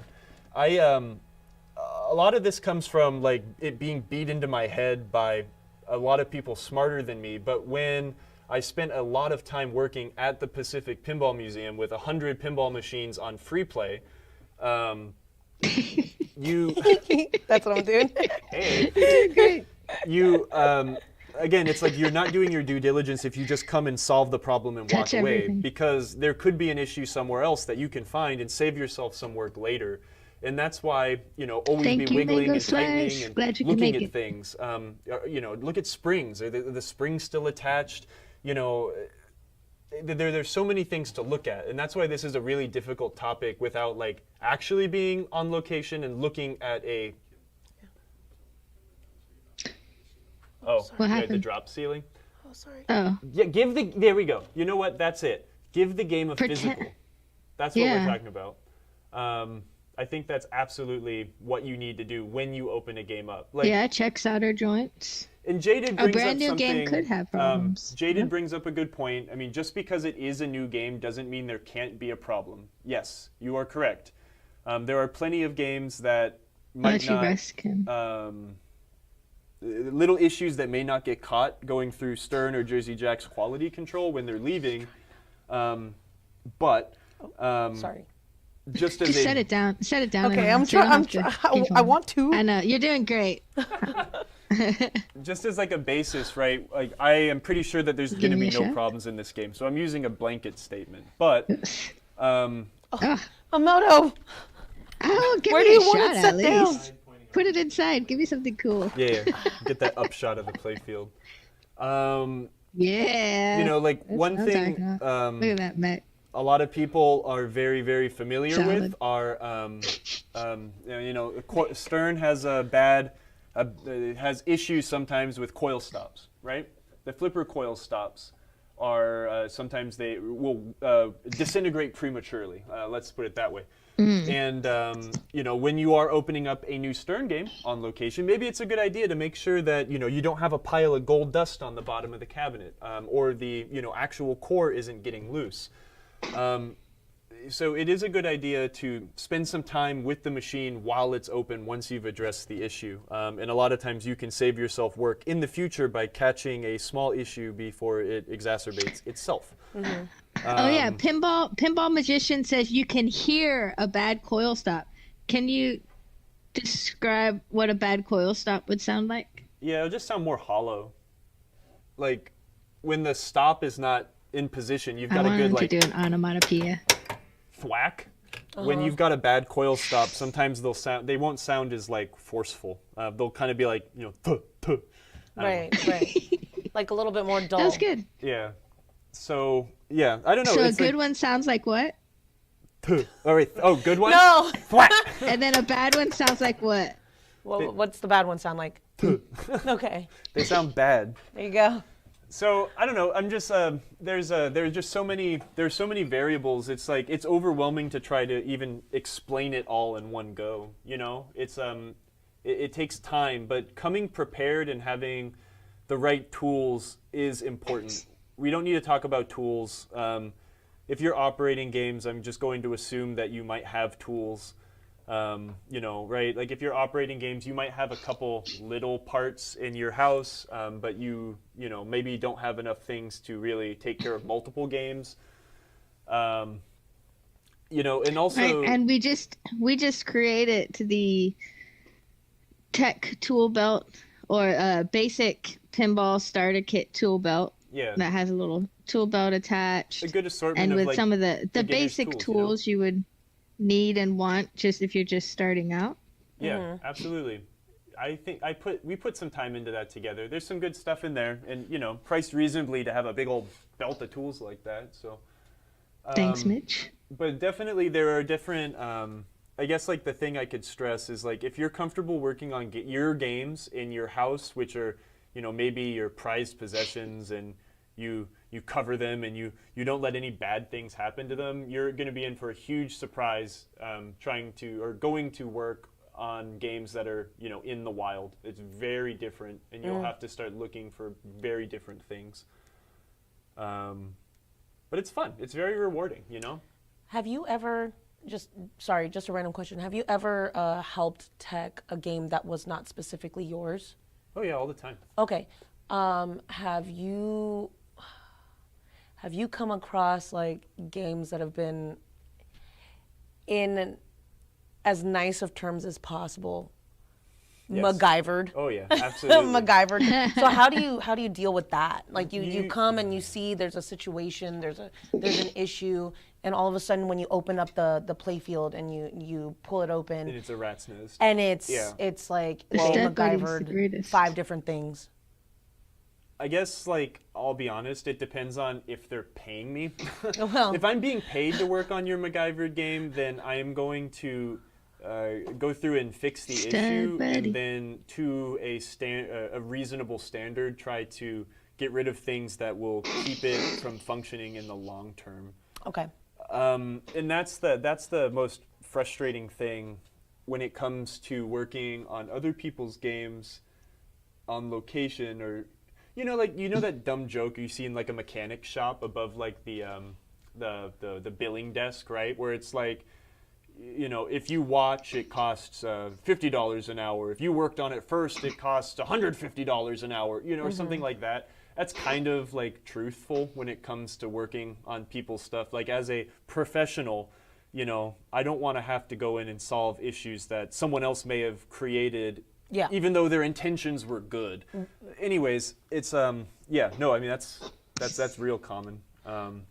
Somebody asked, what locations do y'all work on? I do not work on any. But I have some games at a bar here in Columbia called Art Bar, and then I have a bunch of games at a place called Transmission Arcade. Sometimes when I am prompted, I go work on games at Bang Back, and they have a bunch of games there. And that's the difficult thing, is when you have a bunch of games that need work in any location, sometimes you do have to play triage. Right. I think Steve and I kind of talked about this once, like months ago, like right when I came back from Savannah, like how hard it is to choose what to fix, right? Because how do you prioritize? that's hard, because I need, the most important thing is for the game to earn money. Right. And to me, I need to make sure that if someone's paying me money for an experience, I need it to feel like it's worth it to them, right? So if I have a game where like, just the flippers work, I mean that sucks, right? Like no one's going to walk away from a game where like nothing else works, but you can kind of hit the ball around. Right. So it depends on the location, right? So let's use the Graveface Museum, which I am helping bring back to life. I'm really excited to go there. I am excited for you to go. Yeah. I really want to go there. The games all worked, but what is working to you, right? The flippers flipped, the game started, but a lot of them were not like actually great to play. Lots of scoring features didn't work. Like major features of the game wouldn't work, and that's frustrating to a player. But it depends on what the end goal is, right? If I'm one man and I have to go fix 20 games, my goal is to make sure that all of them will continue working reliably, and then my next visit or whatnot will be hopefully to continue increasing the quality of the games and getting other features working and making things more reliable. So I guess to quantify it though, so I'm seeing a couple of comments come in, and then they're kind of simplifying it, which I guess that's why we're here, to help simplify it in a certain way. But as someone said, coin mech first, flipper second. Well, when you're paying for it, absolutely, right? Make sure, because like, what's the most common complaint at a bar? Is I can't, I put my money in here and it's not taking it. So it's like that is a really important thing, is learning how to make sure that the game can take money. That is the first step. Now, if you stop there, you are bad. You are Bob's Music Company. You are just bad. not a You have no nice right to person. operate pinball machines. But it's where you continue going from there. It's hard too, because like even in like the non-commercial space, like in the hobbyist space or the home collector space, right? Like our service calls used to be, I have a pinball machine, will you please come fix it? Yeah. To like only a few years after that, I have 8 pinball machines, I need you to come fix all of them. And that's different because I'm only, there's only one person, maybe sometimes 2, and we only have so many hours in a day. So, again, it comes down to what you can reliably fix in the correct amount of time. Right. I can't sit there all day. I got really frustrated. Someone really botched the motor on Freddy. Have you played Freddy? It's Nightmare on Elm Street. Yeah, Nightmare on Elm Street, Freddy, yeah. Someone botched the motor for the furnace, right? So in Nightmare on Elm Street, there's a furnace, there's a plastic thing that rides up and down on a carrier on a motor. Okay. And someone really, really screwed it up. And it became loose, and there's 2 limit switches, right? So when the motor spins 180 degrees, it says I'm up, and then it spins 180 degrees, it says I'm down. Right. And it was just all sorts of screwed up. And I was really frustrated because of my neuroses. I had to fix it. There's no way I couldn't stop it. But was that critical? Absolutely not. Can you play the game without that motor going up and down? Yes. Will most people not even notice that motor and stuff is not working on a free play location like that? No, they will not notice. But I spent like 1.5 hours of very valuable time that day trying to get that thing going when I should have moved on to the next game. Were you being paid the same amount, or did you get paid more? No, I was getting just hourly. But the thing is like, I could have used my time better by increasing the quality of another game next to it as opposed to getting stuck on this one thing that was really frustrating me. And, you learn those things as you continue doing service calls, etc. Right. I just want to make a note that I was put on timeout from reading the chat. The chat has been removed from my view. From your view. Let's put this down so we can look at each other and we don't have to peep around. I really like peeping around. Okay. Well, people were telling me that they thought the Godzilla light show was just gorgeous, so. Yeah, the Godzilla light show is gorgeous. Slowly and staring at the chat. I know. I'm just like. It's okay. I was trying to intently read so with everyone, my bad we're eyes. in our last 30 minutes of the show. It's been a while since we've done a PinTech Live. Since we're kind of in chat mode, if anyone has any general questions for Kyle and Kim, pinball repair questions, maybe you're working on a game right now and you're stuck and you're looking for some opinion and help from these 2 lovely people and all the amazing people in our chat, feel free to drop it in the chat box and we'll talk about it. Yeah, I'm gonna get, of course, we'll start off the Q&A section. Let me give final segment notes. as... Let me give my final notes. Okay. Come prepared. Bring some things you might not even think you might need. Mm-hmm. Have patience. Bring a light. And don't get caught up on one thing. I think those are some of the most important things. Don't be afraid to throw in the towel. Don't make things worse.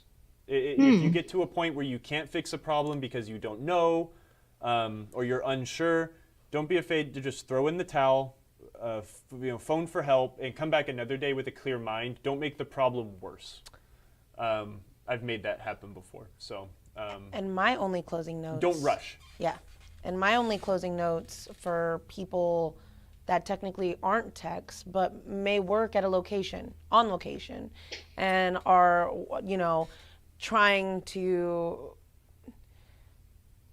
be helpful for their techs. Sometimes less is more.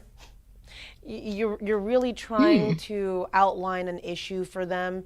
And sometimes you're muddling that and you're making it harder for them in the long run because they're going to be looking at what you're describing.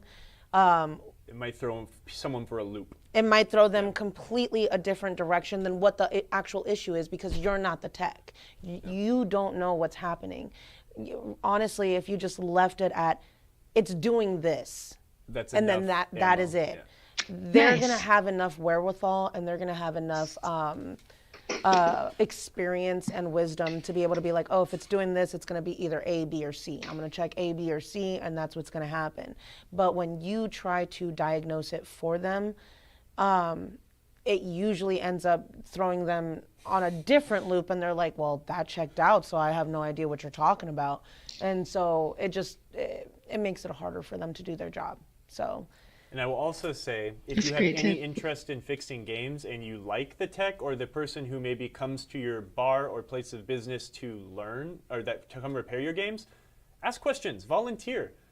I like to teach anyone with a pulse anything about pinball that they ask me. And I am very much looking for the 24-year-old version of me to come up to me so I can brain dump on them, so when I die, they can be me in the future to continue doing this. Volunteer and see. If you want to learn something, ask questions and do. So, yeah. Anyway. Maybe you should just start I having feel like you're kids, not that Kyle, old. so your legacy can be Just saying. really I feel like permanent. I'm older than you. Everyone's older than Kyle, actually. He just feels old. I'm 24. Yeah, free shipping means Yeah. it's parts day. Maximum power. I've been 24 So- for like 10 years. Yeah, he's 24. A few questions we got in the chat was, Kyle, when are you going to come up and fix Warlock Pinball / Gordon and party with him? When is the next Pinfest Oh, Allentown? he says, I'm guessing Emoto wouldn't come even though she'd be invited. I would come just for Andy. Why didn't you come that night? What were you guys were doing something or Working, Kyle. working? Spicy. You were at the hotel. Working. So? Yeah, fine.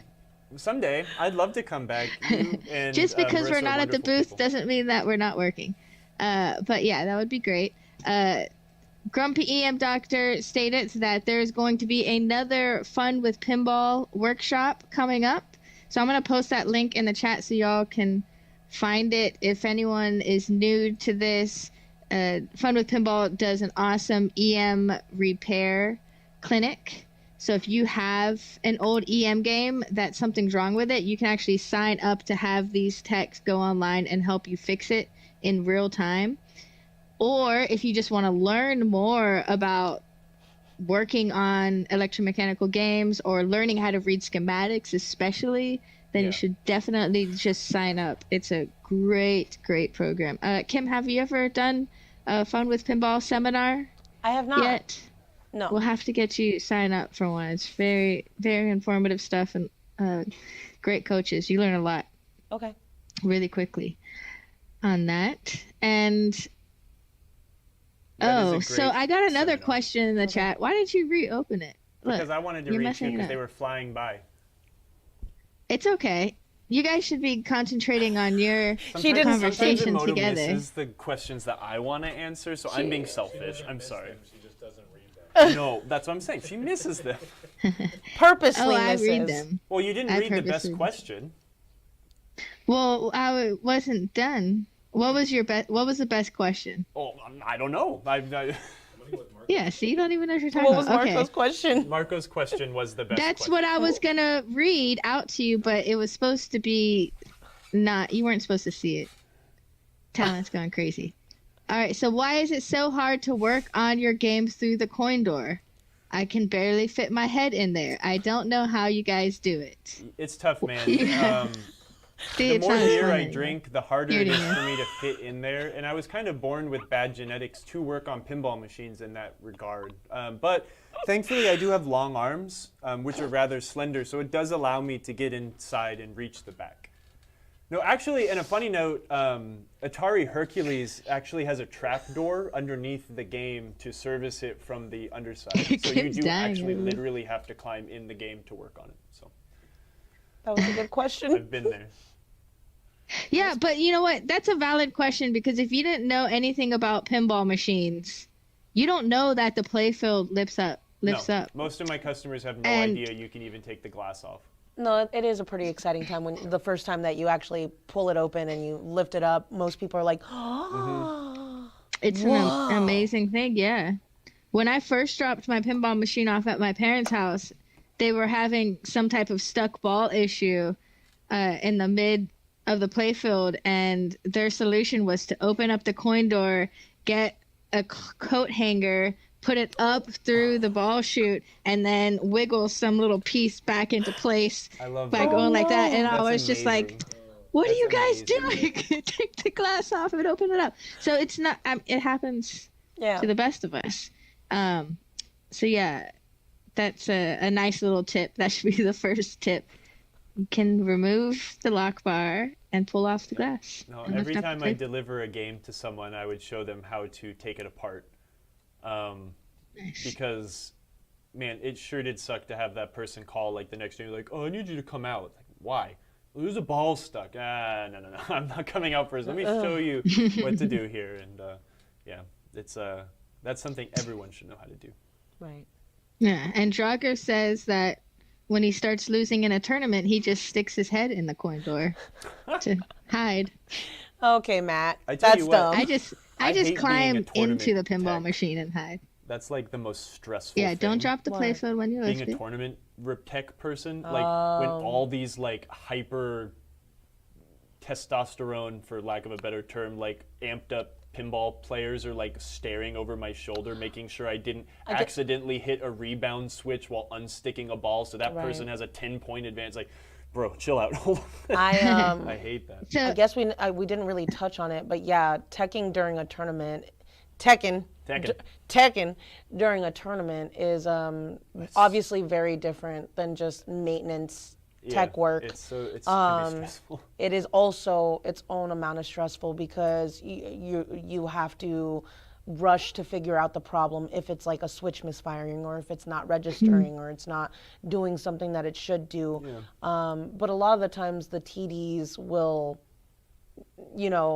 make a call, finish the game or remove the game or switch them out of game and have the tech come in afterwards to take a look at it. So it's like, but there is, the momentary fear of a ball just got stuck. Now I have to go with like my little magnet to be like, yeah, I gotta get it The out. whole don't breathe while we you're had taking this the glass insane off. one happen at the last Indisc, Kim. It was like in finals, and it was like Kaylee George versus Eric Stone on Diner, and some little I think those are the guys playing. Some little plastic got stuck in the scoop or something like that, and it was during gameplay. So it was like holding the ball up with a flipper while like Jim Belcito, whoever was pulling the glass off and like slowly trying to get it out and not hit a switch to add points to it. Yep. It was like the most nerve-wracking thing I've Yeah, it ever sucks. watched.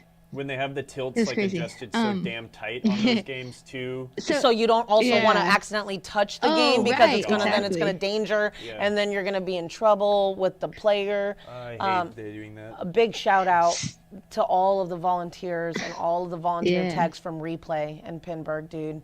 They Absolutely. were stressed for like a solid 4 days. They All they right, did so so Kyle, much work. tech question for you. Okay. See, Colin, I didn't forget you. All right, so I have done the cap kit on Lethal Weapon 3. Do you know who this is?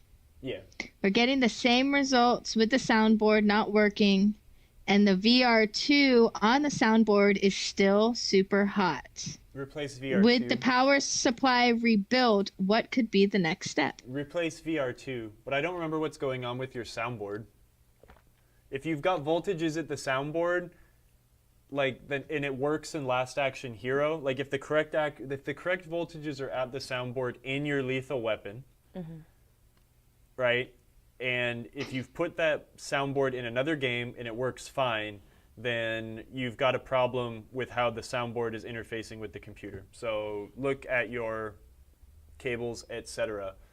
I think your VR2 is like dead. And it maybe I forget what that voltage regulator is for. Is it for the negative 5 volts or something? Just replace it and see what happens. It could be it could be so far dead that it's just like in a cycle of melting itself. So VR2 was replaced with a new one. Oh, okay. I can read that from here. Wow. The VR2 replacement. Let's Ooh, talk yeah, about it sure. on Discord. I should have some time later tonight to jump in that with you and look at the actual schematic. Tekken. Tekken. All right. So another question, Doctor Who. The elevator has begun to not elevate. Oh no. How often do I common. need to change the bushings or bearings to keep it going? Just sell it. Just get rid of it now. Hey, Sell it to hey. Kyle and we'll put it on the show. Nah, oh God, I hate that game. It's so good. The I know, elevator's come not on. elevating. So yeah, I mean the basic things like, is it not elevating and the motor isn't running? Well, there's your issue. Is it trying to elevate but it can't? Well, figure out if it was greased improperly and it's dirty and you need to clean it up again. Check the condition of those bushings. Make sure that the motor hasn't started stripping out, right? If that thing ever jammed up and the motor was trying to run and the motor kept trying to run and it could've Oh, tripped nice. itself. And Midge just posted a Doctor Who roller change kit. Yeah, that's a good kit. If it really has gotten that far gone, replacing it with those roller bushings is the way to go. Or just get rid of it. Now. Now, I used to love it, like warning. What does it say when you have the glass off? Warning. Watch. God, I used to be able to recite it. Oh, is it the hands and the high voltage so it and the doesn't, thing? Like, chop your Oh, fingers the off hand. in the Yeah, elevator. I That's remember so funny. that. We used to have I used to keep a piece of cardboard inside the Doctor Who I worked on just to like shove into that switch so I could work on it with the glass off. Aw. But- I like that Awesome. game. No, I like I like Doctor Who the too. what is it? The supersonic boom, or like where you get into the upper Yeah, and you just like choose like the 5th Doctor, and it like makes that worth like a ton. So you can Yeah. just sit there and like shoot the same shot that's super easy over and over and over and over and over and over and over and over again. right. It's great. I love it. I like that game. It's a good game. It is. It's cool. Changed his mind. They're all cool, honestly. There's no bad pinball. That's Awesome. not true. Motor Whatever you- Dome. No, it's a great game. If it was the only game, if Motor Dome was the only game in a bar and you were drinking, you were telling me that you would not play Motor Dome because I would probably play it Exactly, once, so and it's then good pinball. I'd play it once, and then I'd be like, "Oh, this was a mistake," and then I would go and I'd find something else to ban go this do. person. Should just go play on you're- her phone. Not all pinball I'm is just created joking. equal. Even motor domes deserve to be saved. That is true. true. Motor domes do. Don't worry, we had a motor dome. I think it was more so that I was really mad. No, I think that it I did. sucks, but it's still pinball, so it rules. So it It's- rules, It's yeah. in a line of things. Pinball, if it's pinball, it's automatically better than any other game. So Motor Dome is still inherently better than most other games. Better than Tekken? Better than Better, Tekken. yes, better Not than better Tekken. than Tetris. Tetris might be one game that We're not sneaks talking about into Better Tetris, than we're pinball. talking about Tekken. Civilization. No, I'm just talking about games. Anyway, this is game. Oh, We're getting off topic. Sorry. it's fun. What though. about better than Myst? Myst? Myst? Ooh, nothing's better than Myst. Has anyone actually ever finished Myst? Steve has. I have. Oh. With a walkthrough book, Yeah. Yeah. of course. You gotta You got to use the walkthrough book. I'm gonna go Kim, watch do you a have any Myst pinball Let's Play. machines in your collection? Do you have a pinball collection? Do you own any pinball machines? Me? You Oh, own? Pinball no. machine? I'm currently trying to save up money to get one, but unfortunately, I'm an on-location person and I play on location, which is why I have a lot of that's awesome. tidbits and knowledge about Which is fine. the wear and tear of on-location games and the uniqueness of what what goes into them, what doesn't go into them, and it's one of those things where it's like I said, most people are going to complain about very, very small things in the long, like in the long run of it, where it's like the game's leaning to the left, oh, it's not leveled here, and it's like Everyone's idea of level's different, but right. that's the kind of the fun. Going back on your answer though, that is kind of the fun thing about pinball is Yeah. if you are not rich and you can't afford to buy an $8,000 toy, you can still go down to your local spot and spend, $5-10 and enjoy the said toy. Yes. Without needing to invest $8,000+ dollars. Right. So. Nice. I have another tech question, but I wanted to ask y'all's opinion on something I've noticed that's regional on location pinball play is some people on location always put the casters, the rubber casters, the little pinball feet on the bottom of the games. But on the other side of the country, they don't put them on any of the games.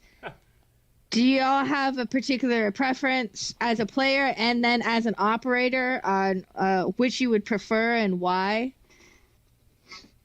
I'm gonna let you answer it. I'll answer it afterwards. So as an operator, Kyle, not as a player, Right. does it matter? Does No, it affect doesn't matter. the game? It depends on what the location owner wants, because if you don't want the game sliding around and scratching some really expensive floor or something, then you need to protect the floor. As an operator, that really plays nothing into like my preference for operating a game. Like, again, it's just like, if I don't want the game, if there's like a low friction coefficient, Mitch, right? thank Like you. if the game's like on something that is easy to slide, then yeah, I want to keep it there so someone doesn't slide the game across the room inadvertently, right? But at home, Right. I actually put the back legs of my games on the rubber footies, and I just put like felties on the front. So then you can still That's move the messed front up. of the game a teeny bit and have like action, you know. Right. But, Okay. Yeah, no, sorry. Go ahead. I answered you. Oh yeah, because you got those nice old wooden floors. Yeah, you don't want to mess them up. No, yeah. Those floors. What but I also about wanna still be you, able to Kim? move it. As a tournament player, and you walk into a location, do you get excited to see the rubber casters, or do you get excited when you don't see them? Okay, so there's two different facets to this. If I'm just there to play, and I see that the flooring is either concrete or some form of smooth surface that isn't carpet, and I have these games that are sitting here, and I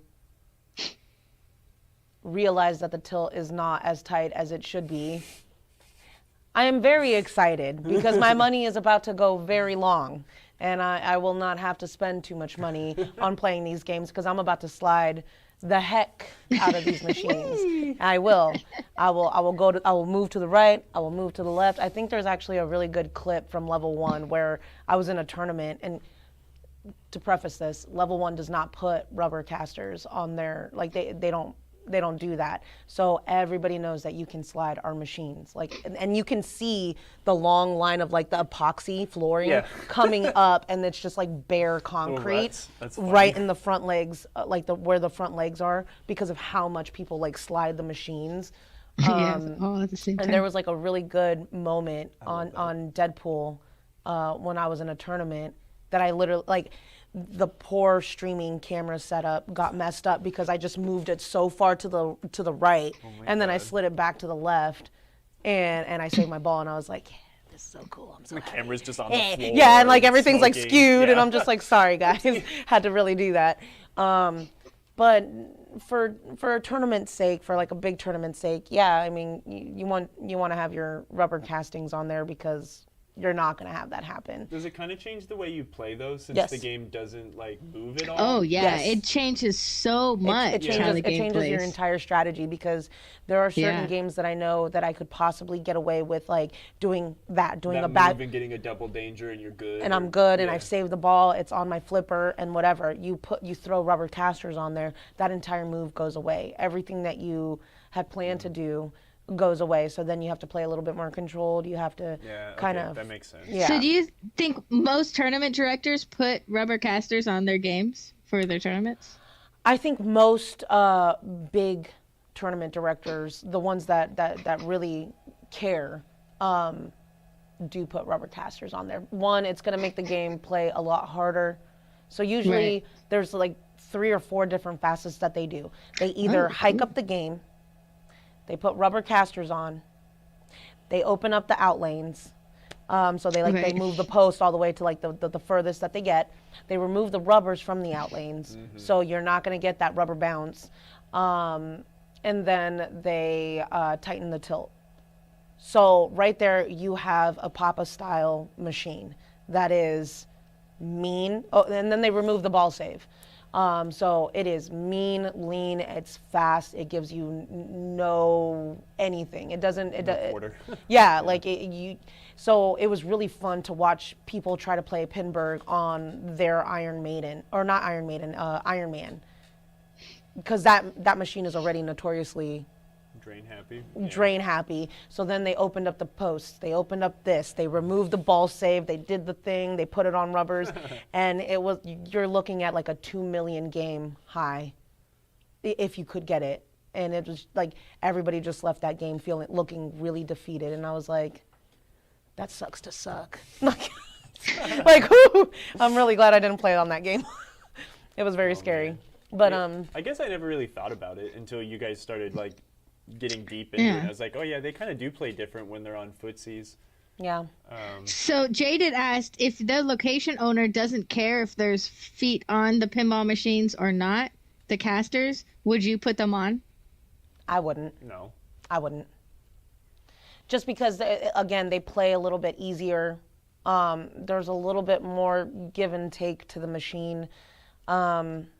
I don't know. I feel like I like to set games up the way that I like to play them. So I like my games to be loose and you can wiggle them and Marty. shake them, and you know, I don't want to that's because like I perceive that as the most amount of fun. So Right. if I set it up and I enjoy playing it, then I just assume everyone else will like playing it. I don't know. yeah, Sometimes agree. I'll use footsies to like, if the floor is uneven, right. I'll put a footsie under like okay. a corner to like level it and make it a little better, so you don't have to do anything wacky with the leg levelers, you know. But Yeah. yeah, most of the time I just use them at my house. But like on my hardwood floors at my house, like I'll just put I put the felt sliders on it. One time in here we had carpet sliders. We were playing no. Viking. Do you remember? Were you here, Steve, with Kale?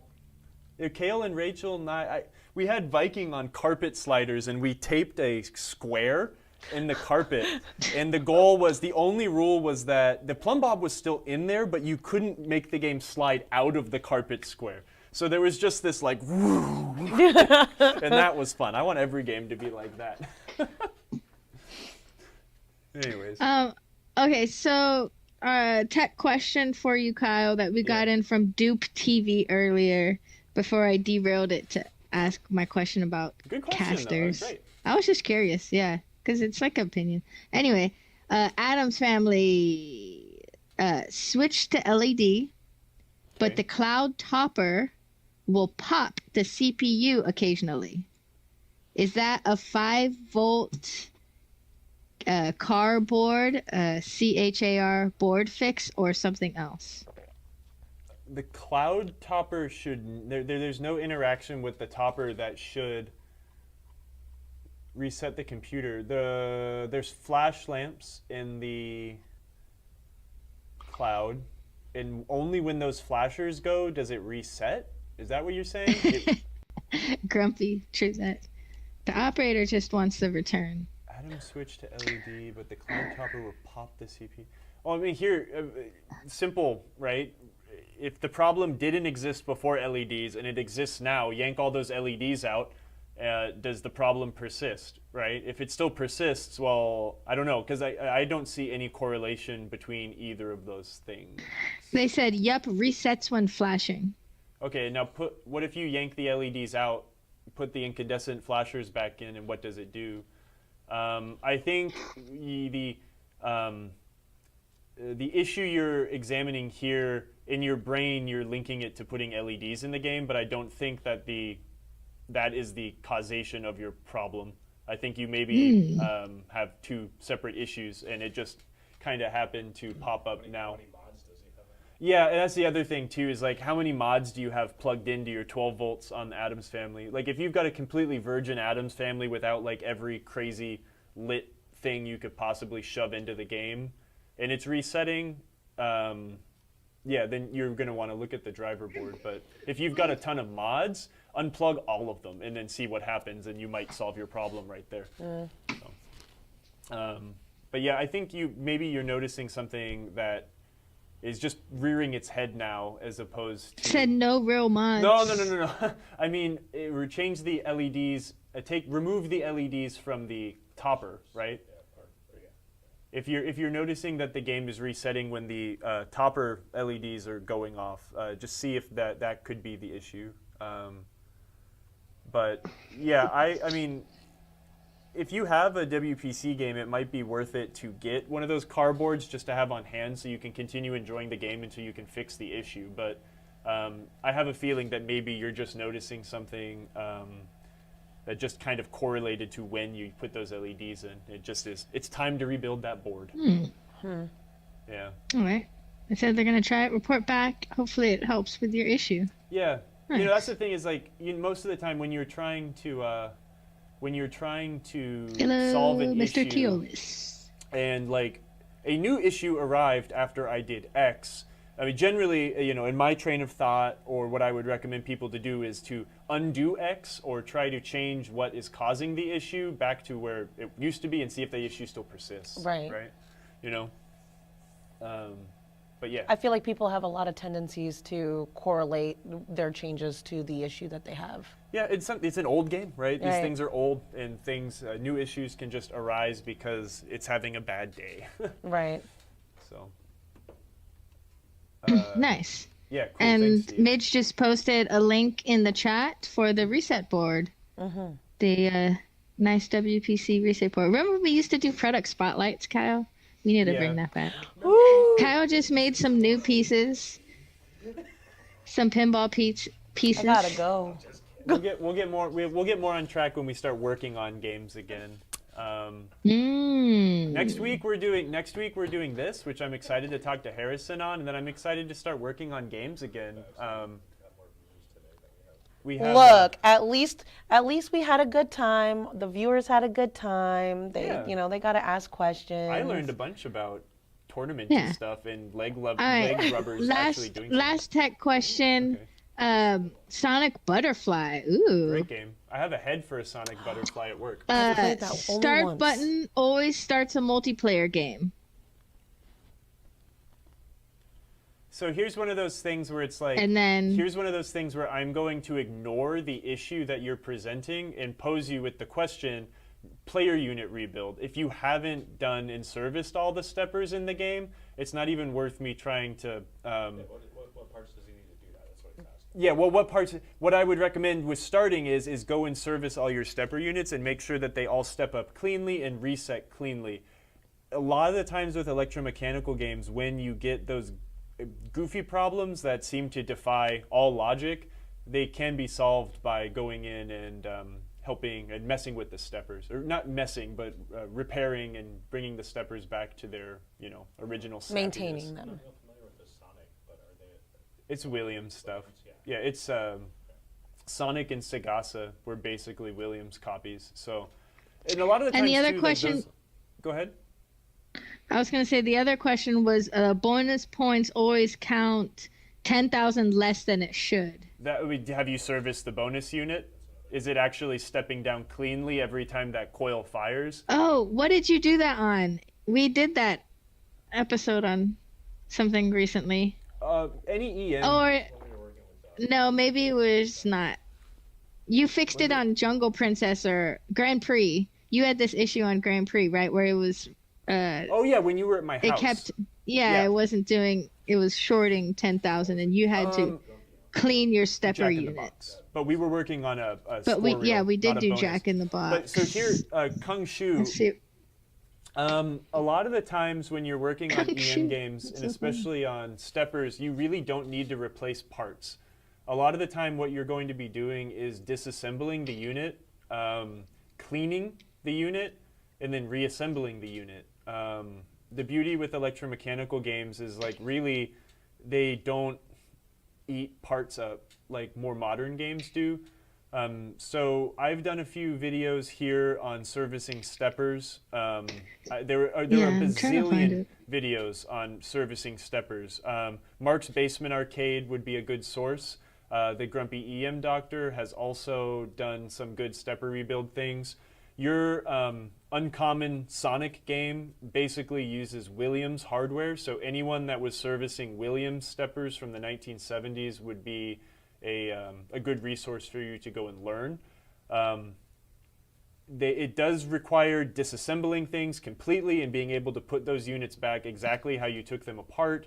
So I really would recommend reading and watching and learning before you attempt to do that process. But generally when you're working on an electromechanical game, since it can't think, the only way it can keep track of things is by those steppers that keep position. And if that game is not able to achieve a certain state it's looking for, it will do all sorts of wacky stuff.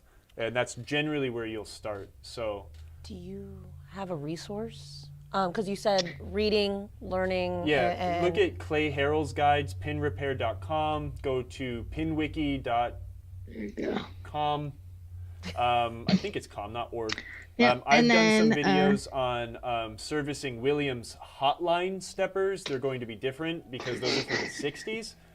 that's on YouTube, right? That's on YouTube. It's a little bit yeah. different. And then I also posted the stepper unit rebuild and cleaning video that Mark from Mark's Basement did on the stage at Midwest Gaming Classic. Yeah, Which so is you can. a Even, nice I think he little- was maybe you can using get tips Bally from or that as far as Gottlieb just- stuff, to but clean the it. principles will be similar. So learn principles and then apply it and learn spinner- specifics. Yeah, what's the pinball profile question? Hey, thanks for joining. Are they by the way. same? Pinball profile asks the Marco item A3460 is a spinner listed for Bally. Looks like it would work for an older Stern like Ollie or Flight 2000. Are they the same? I don't think so. I think the Stern spinners actually have a different bend. Like the in the wire form's a bit form, different. But I Yeah. also may be 100% wrong. I don't have any Stern. I have my Sea-Witch, but it's all wrapped up right. I'm pretty sure they're different. I have some Stern spinners at home, and I have some Bally spinners at home. I could match them up, but I'm pretty sure that the wire form might hang different. That being said, that is like OEM to OEM. In real-world situations, you may very well be able to swap a Bally spinner into a Stern bracket, and it would be just fine. So your mileage may vary, but yeah. Hi, Nice. Ski Dude. That one only spins in reverse. Oh yeah, that too. It only spins in reverse. That's Yep, it is. Thank you, Daniel and Colin. Okay, last question of the day is what beers on the tap for Thirsty Thursday? I will be going and picking up my beer from Beer Keller today. They just finished brewing their Weiss beer, which is a nice, wheat infused beer, very tasty. I'm trying to not drink all the beer I bought for you, Colin. Steve has also purchased some beers for you, so we should be sending you a Thirsty Thursday package soon. Steve, what's on the Thirsty Thursday menu for you? Wild Leap Chance. Wild Leap Chance, a tasty IPA. I had one of those. Out of Georgia. Out of Georgia. Are you Thirsty Thursdaying? Are you going to have an alcoholic beverage or non-alcoholic beverage, perchance? I probably will have an alcoholic beverage. Nice. Yeah. Of what flavor?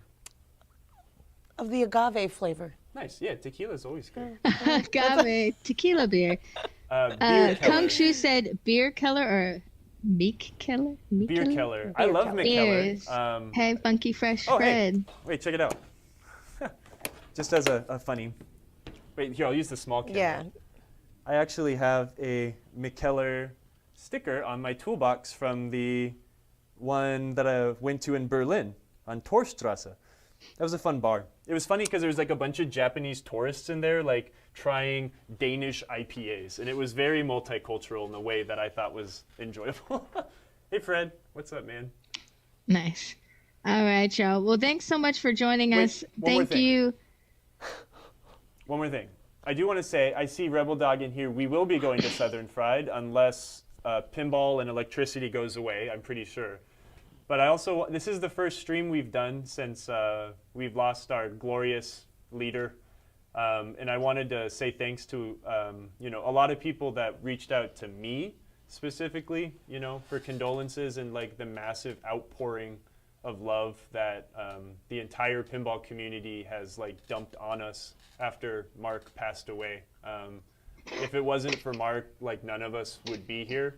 And a lot of these games also would not be here working. So, when y'all are playing pinball tonight, definitely, pour one out for the homie. Cheers to Mark, Cheers to Mark.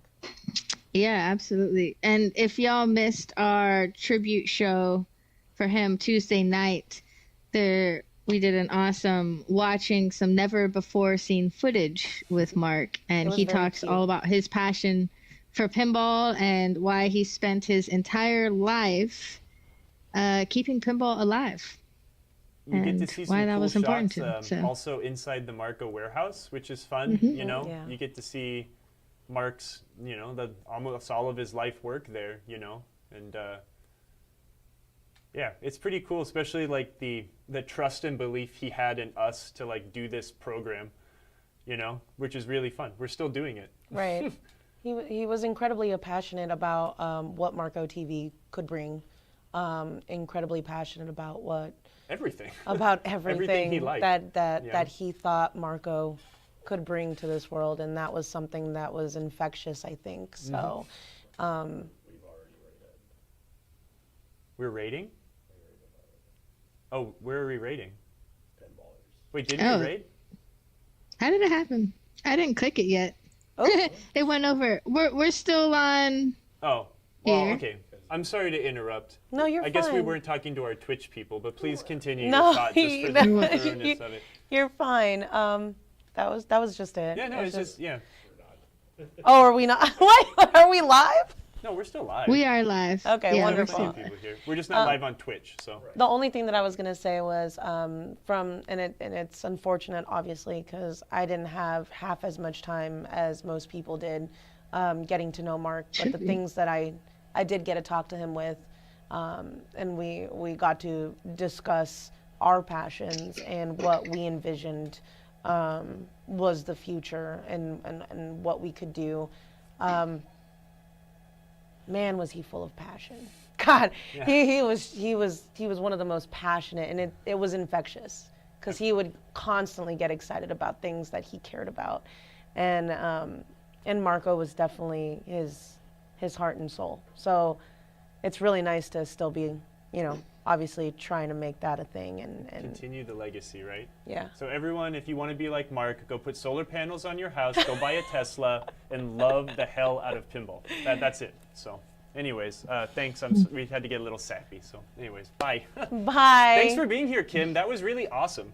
Thank you. I'm glad Thank you for came on the show. thank you for having me. I derailed the conversation only 20 times. Well, it's okay. I mean, I only do it like 1,000 times a show, so it's.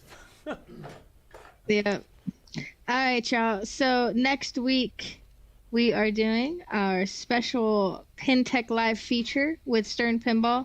We're going to be looking at the Godzilla Premium with lead engineer Harrison Drake. So we're going to Look deep at that dive smile. into the game, look It is a nice under smile. the playfield, look at the mechs, maybe get some cool CAD images and drawings and designs. So that'll be a great show next week. So please tune in for that. And of course, we'll have our big live stream giveaways then too. Have your questions ready for Harrison. Yes. He is excited.